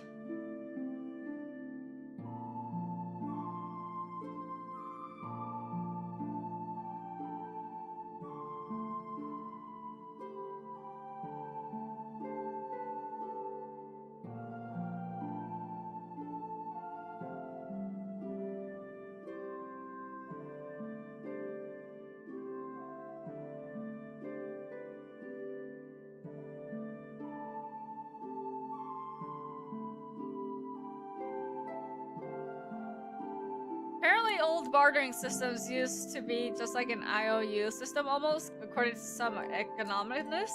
Am I saying this right? Economicness? Economic-is. Bro, when will I stop mispronouncing things? Okay, interesting.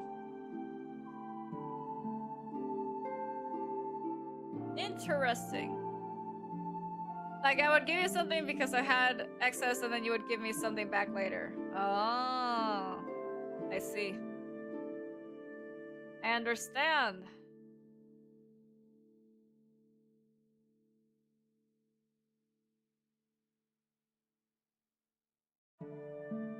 I think I'll do like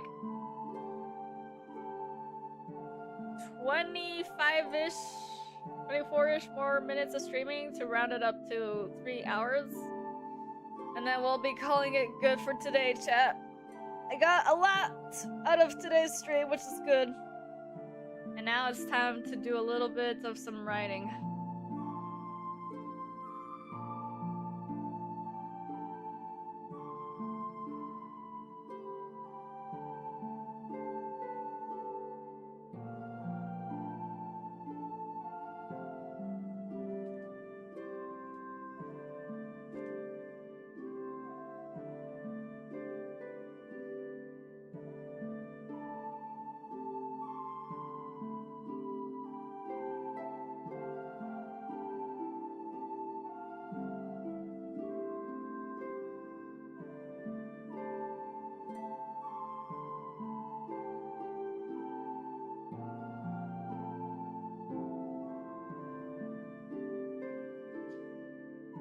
Maelo, are you excited for the new Zelda? Honestly, I haven't played any of the Zelda games because I haven't owned any Nintendo devices ever.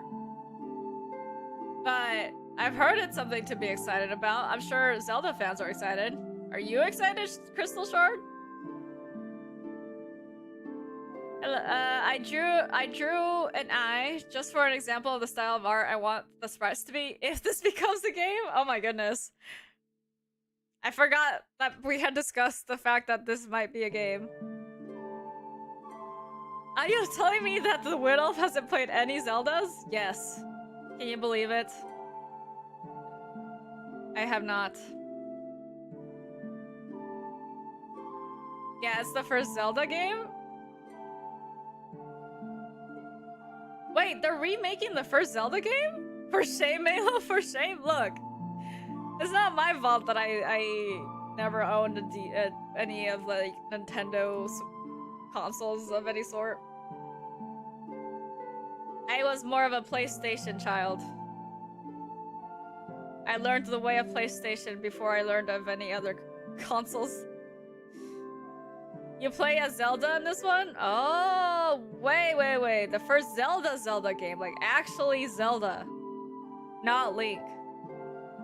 Oh.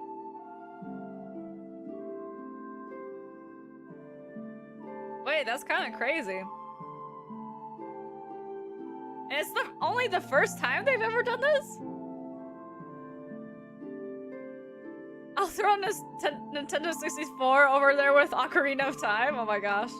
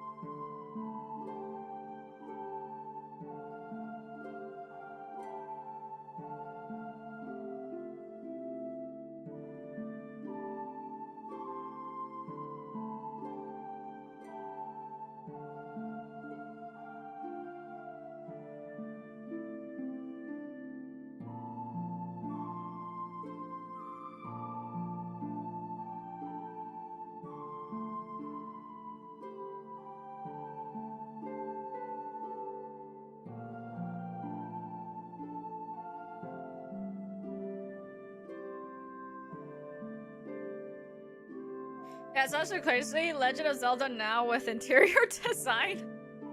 Oh my gosh. Let's go! For all the Zelda fans out there. I want to actually also interior design in their free time.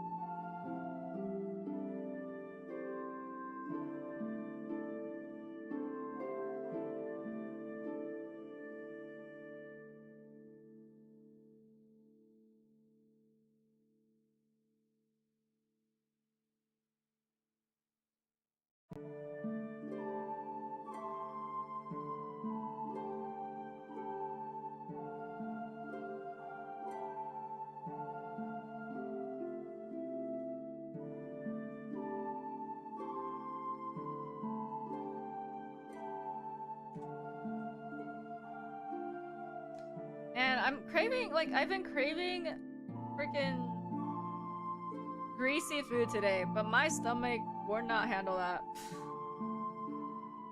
My stomach would not handle that. I have to recover first before I can eat all the yummy foods again. Man. It's difficult to be a being that has a sensitive stomach. Human food is too much sometimes. Do it anyways and cry later? No, please. I want to actually sleep tonight.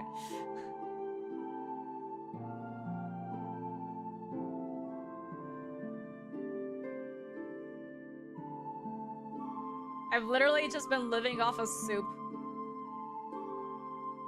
And soup only. And some teas.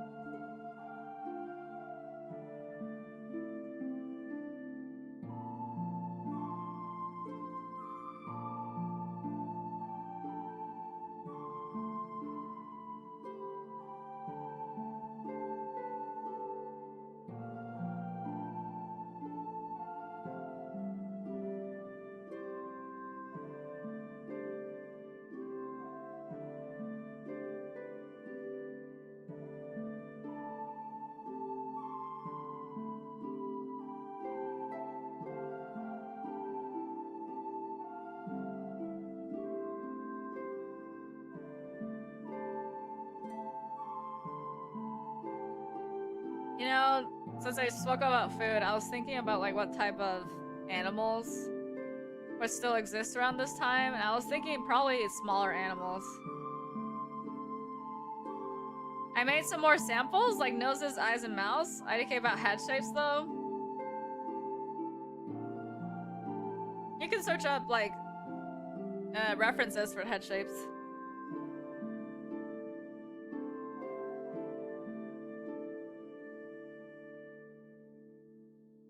I just saw a YouTuber use the term down bad extremely wrong. Oh dear.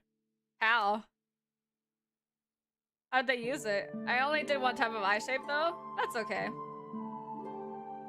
Are you just doing like general like shapes and stuff for like body, like to make the different like characters? Kilo? Drop bears should still exist in this world? What are drop bears? Drop bears. I feel like any— oh, are you koalas? You call them drop bears? Would they exist? Probably not. I don't know if they're the type of plant that they would eat would survive. Unless we're talking about like ancient koalas. What the heck is a drop bear?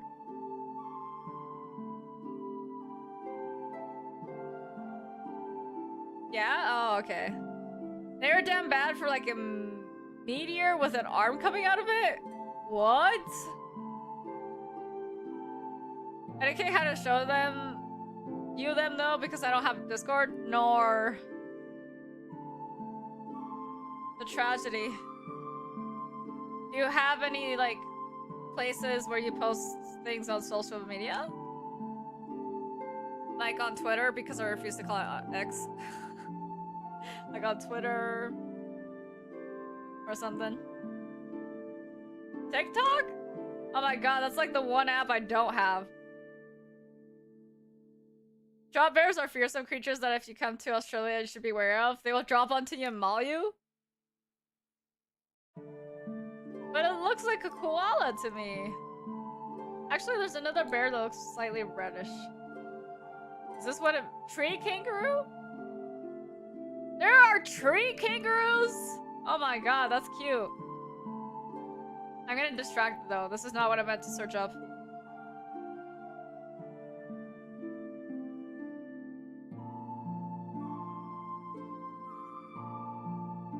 Oh god, my allergies are kicking in. Ugh. Ah, I'm dying.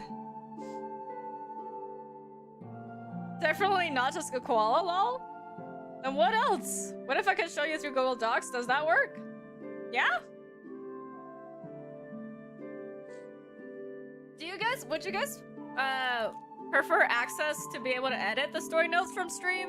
Because there's probably a lot of stuff that I've missed. You guys want access to this? To the story notes doc?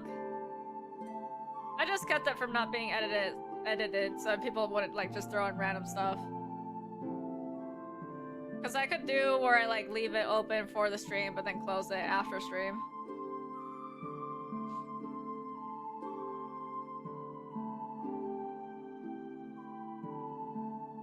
Then I could create a section that's like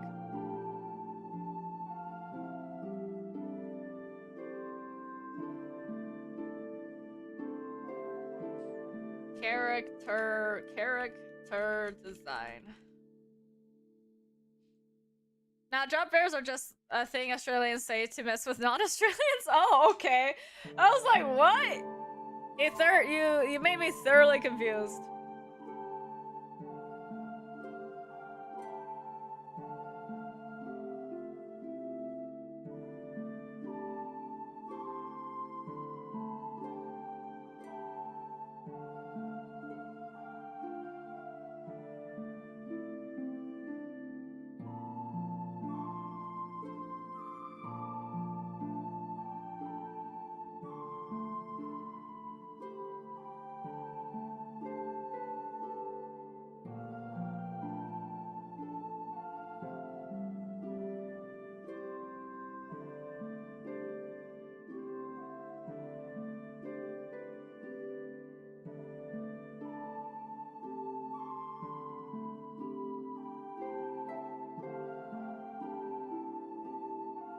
I'm gonna request edit access, I guess? Okay.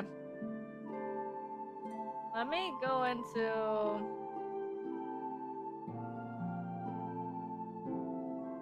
Because I think Pixelated also wanted to request access for that.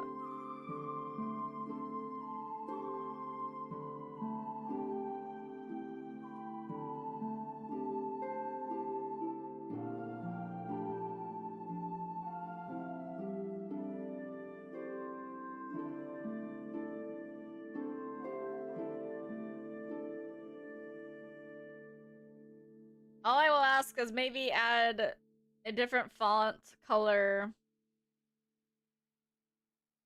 for any edits that you make.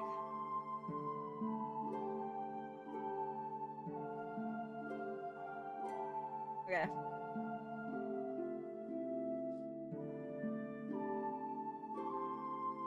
Any, like, a different font color for any edits that are done. And legit, can I show designs? Yeah. I saw.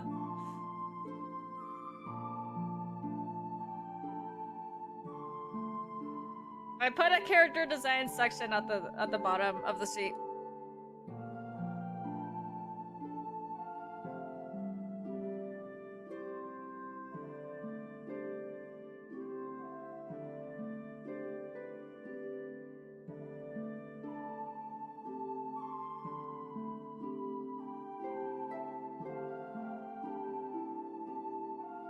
There's this one song I listened to that's called, like, the song title is 2992. And I could not tell y'all how to spell the artist's name for the life of me. Because they used some weird font. They used some weird font for their artist name. But, like, this song really sounds like... It just sounds very sci-fi-esque to me. I can't put anything? Why? Did I not give you the access? Hold on. Uno momento. Let's see.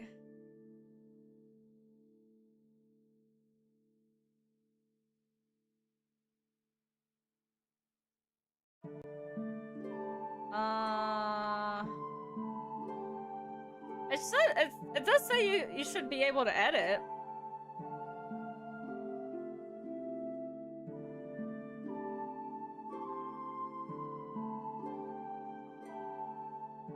I don't know why it doesn't let you. I'm not typing anything on here. Or on the thing. I just had to refresh my bat. No, it's okay. Yeah, so the character design things is at the bottom.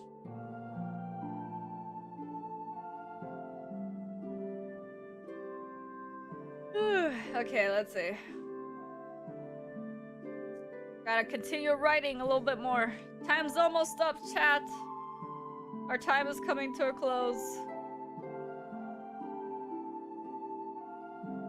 Because I don't want to push further than 3 hours since I'm still recovering. I still need to rest a little bit.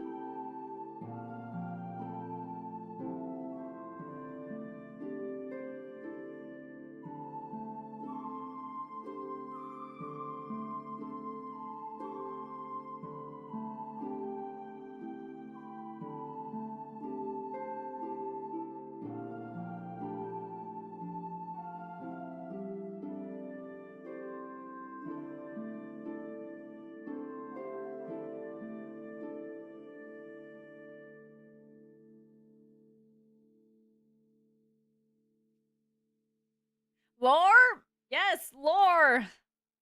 Hello, hello. Or should I just say, hello 463? It's a little blurry, sorry. No, it's okay. Let me take a look. Oh! Wait, I have to expand my Google Docs. Oh! Uh-huh. Oh my god. Ooh! Oh my god. Imagine how cool this would be if it was actually a game, bro. The Google Docs camera is weird. I didn't even know Google Docs camera had a thing. That's crazy. Aw, oh, man. This is okay. We can't make this into a game. That would be too big of a project. Don't tempt me. Don't tempt me. But we can make this kind of visual novel-esque where there's like sprites. Could be sprites. We could have a couple of sprites. That'd be pretty crazy.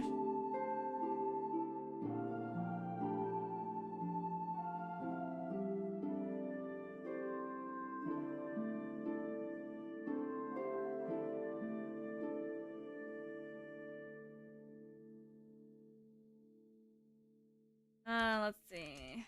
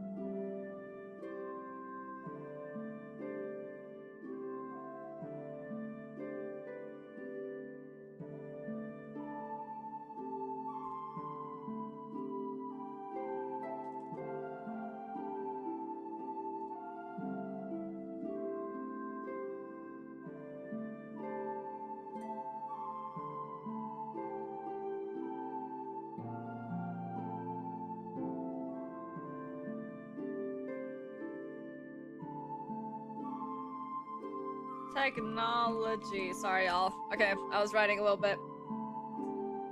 Maelo plushie sprite too? I will just be in all the characters' arms. For no reason.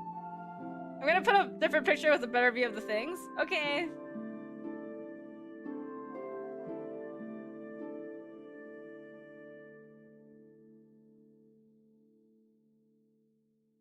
Put my cursor up here.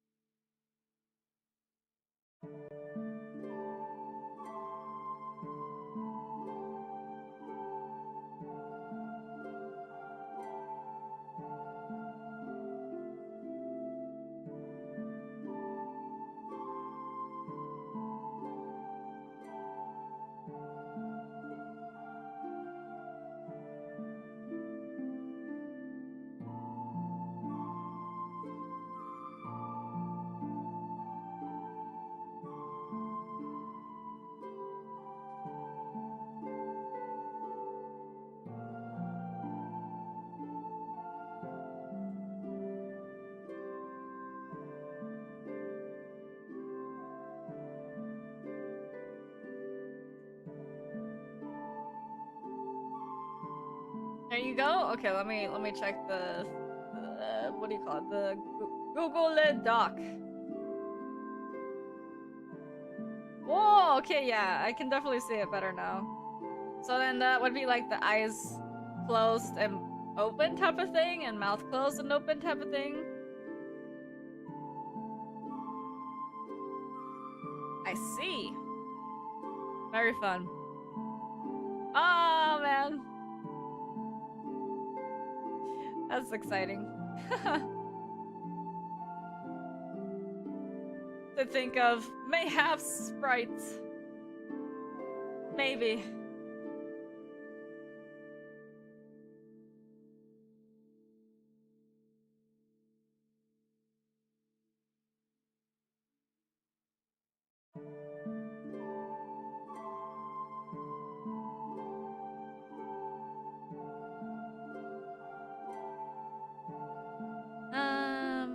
Hmm.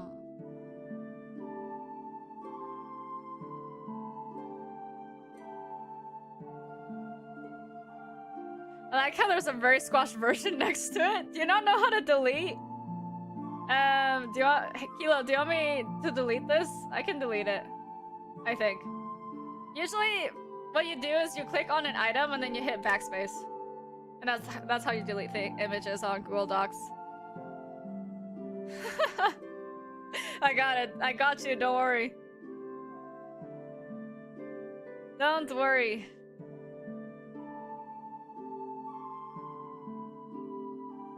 Have a mobile? Oh. I think it's the same concept though. Like you take a picture. Like if you have a picture on there, you just click on the outline and then hit backspace on your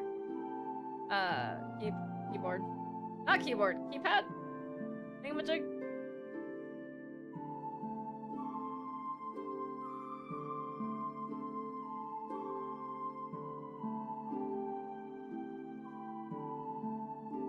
I can't though? Really? Even trying that? Oh. Wait, let me check how it is on mobile.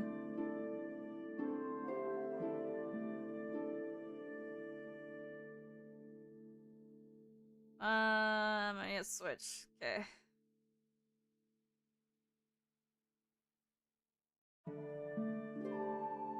Now I'm curious. Well, I also don't want to, like, accidentally... delete things. Maybe if my Google Drive will open up on my mobile phone. Hello?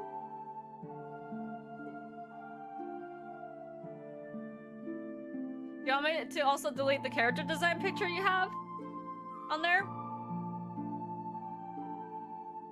Or would you rather keep it?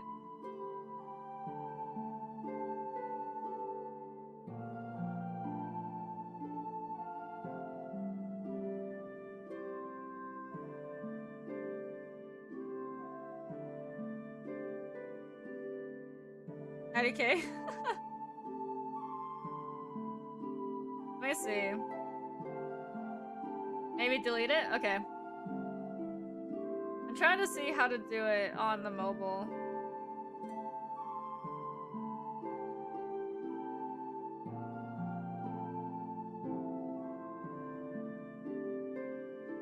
Wait, how the heck? You're right. How do you delete it from the mobile phone? I think you can only do it like on.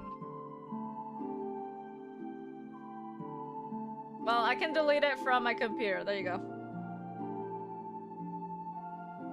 That's weird. I don't know how to delete it on mobile either. On like just your phone. I feel like when you highlight it, you should be able to see a thing that's like, oh, like if you hit the 3 little dots, there should be a thing that's like, oh, do you delete? You're like, yeah. It's like hidden or something. I don't know. There's not really an option that shows up like that on my computer though either. I just hit backspace and then it's gone.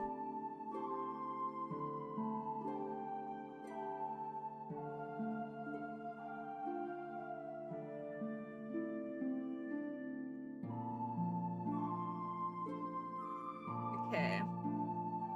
I'm gonna finish up a couple more thoughts that I have on my little plotting sheet. And then I'll probably end stream for today because not tomorrow, but on Saturday I have a double stream. My first ever double stream day. Where I'll be joining my friend in a game show on early in the morning for me. I'm joining a Backrooms game show at 11 a.m. EST. And then later that same day on Saturday, I'll do a Phasmo collab at 8:30 p.m. EST. So, hope you guys look forward to that. I think the actual Backrooms game show though, well, I won't be streaming from my end. I will probably be linking the link for my friend's stream. I have no idea what I'm getting into with that, by the way. I literally have no clue other than we're going through the back rooms and that's about it.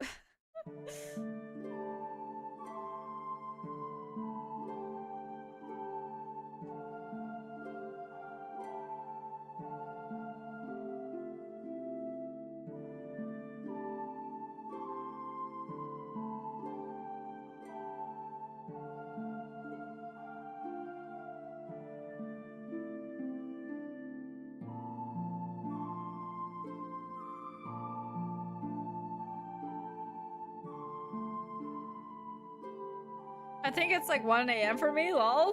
Which stream? There's like 2.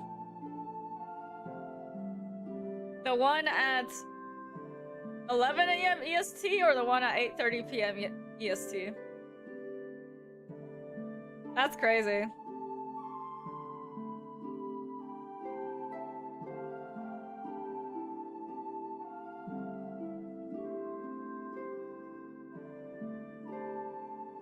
The 11 a.m. one? Dang. Super late then.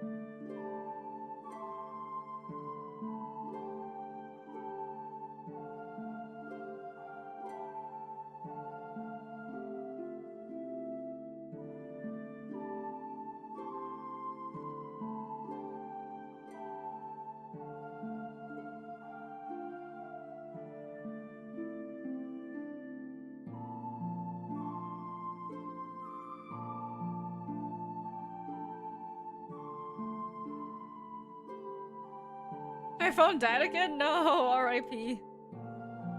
14 hours from now, you will be a successful writer with adoring friends from all over the world. What do you mean specifically 14 hours from now? You guys haven't, well, unless people have seen my lore streams, most of you haven't seen my actual writing. I might tell you, I'm not that... I wouldn't say I'm that great of a writer. I'm really out of practice. I used to write so much more, but I have been busy. And I was like, this writing is fun. I really like doing it. But I feel like I'm super out of practice. Why specifically 14 hours from now? Because I'm from the future? Maelo, 14 hours to be exact? That's crazy.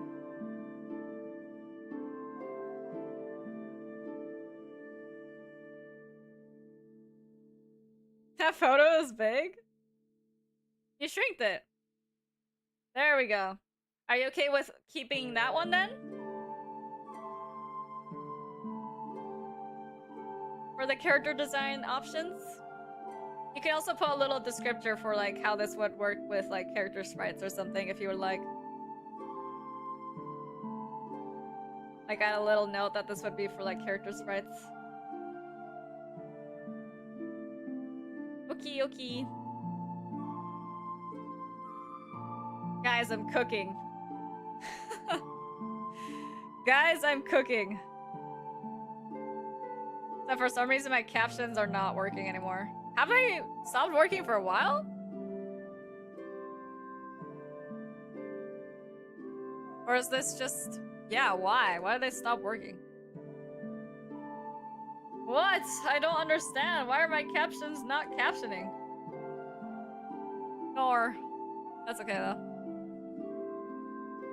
I will probably figure it out next time. Okay. But I think this is a good stopping point for now. I figured out something that I think will lead us in an interesting direction. Talking in a language I can't understand, language of gamers. I can't understand. Who? You are talking the language of gamers? Oh my gosh. We will be gaming next time. Somewhat. I don't know what type of gaming we're doing, but we will be gaming next time. Okay, but I think since this is a good stopping point, we're gonna stop here. Obviously. For the stream. Let me take off this little thingy here. Yeah, that's why the caption stopped working? Oh, because I was talking in a language I couldn't understand. Oh my gosh. No way, actually, because now they're working. I'm glad I got to be here the whole 3 hours I was here. Yippee! Yeah! Congrats! You made it through the whole stream! Woohoo! I hope you guys found the stream entertaining. I hope you guys were able to understand the story a little bit more and give your input on stuff. Again, if you guys have anything else that you would like to say or anything with any of this, please feel free to add any comments underneath, like in the comment section of the stream after the VOD is uploaded, or any ideas that you may have afterwards. At least I created one character. You did great, Kilo. You did great. You guys all did great, honestly. Thank you so much. I have a lot to think about, a lot to work on, obviously. But now the next few writing sessions will be just more ideas that you guys can give me if you guys would like. And just me mostly just working on fleshing out the story more. And then I'll ask you guys questions if I have any. But it'll be more like work type streams, I guess you could say. Do those examples of those drawings help you understand at least? Yeah, definitely. For like whatever vision you may have for the characters. Yeah, most definitely. So, thank you for sharing that with me. Thank you all for sharing your ideas with me and for sticking around if you guys have for as long as the stream has gone on, or even if you stopped by for a little bit. But I hope you guys all have a wonderful day or night wherever you may be in the world. Thank you so much for visiting this corner of the forest. I tried my best on those. Yes, they look great. So again, thank you so much. But yes, thank you guys for visiting my corner of the forest, and I will see you guys all on Saturday for one or both of the streams, depending on which one you guys can make it on.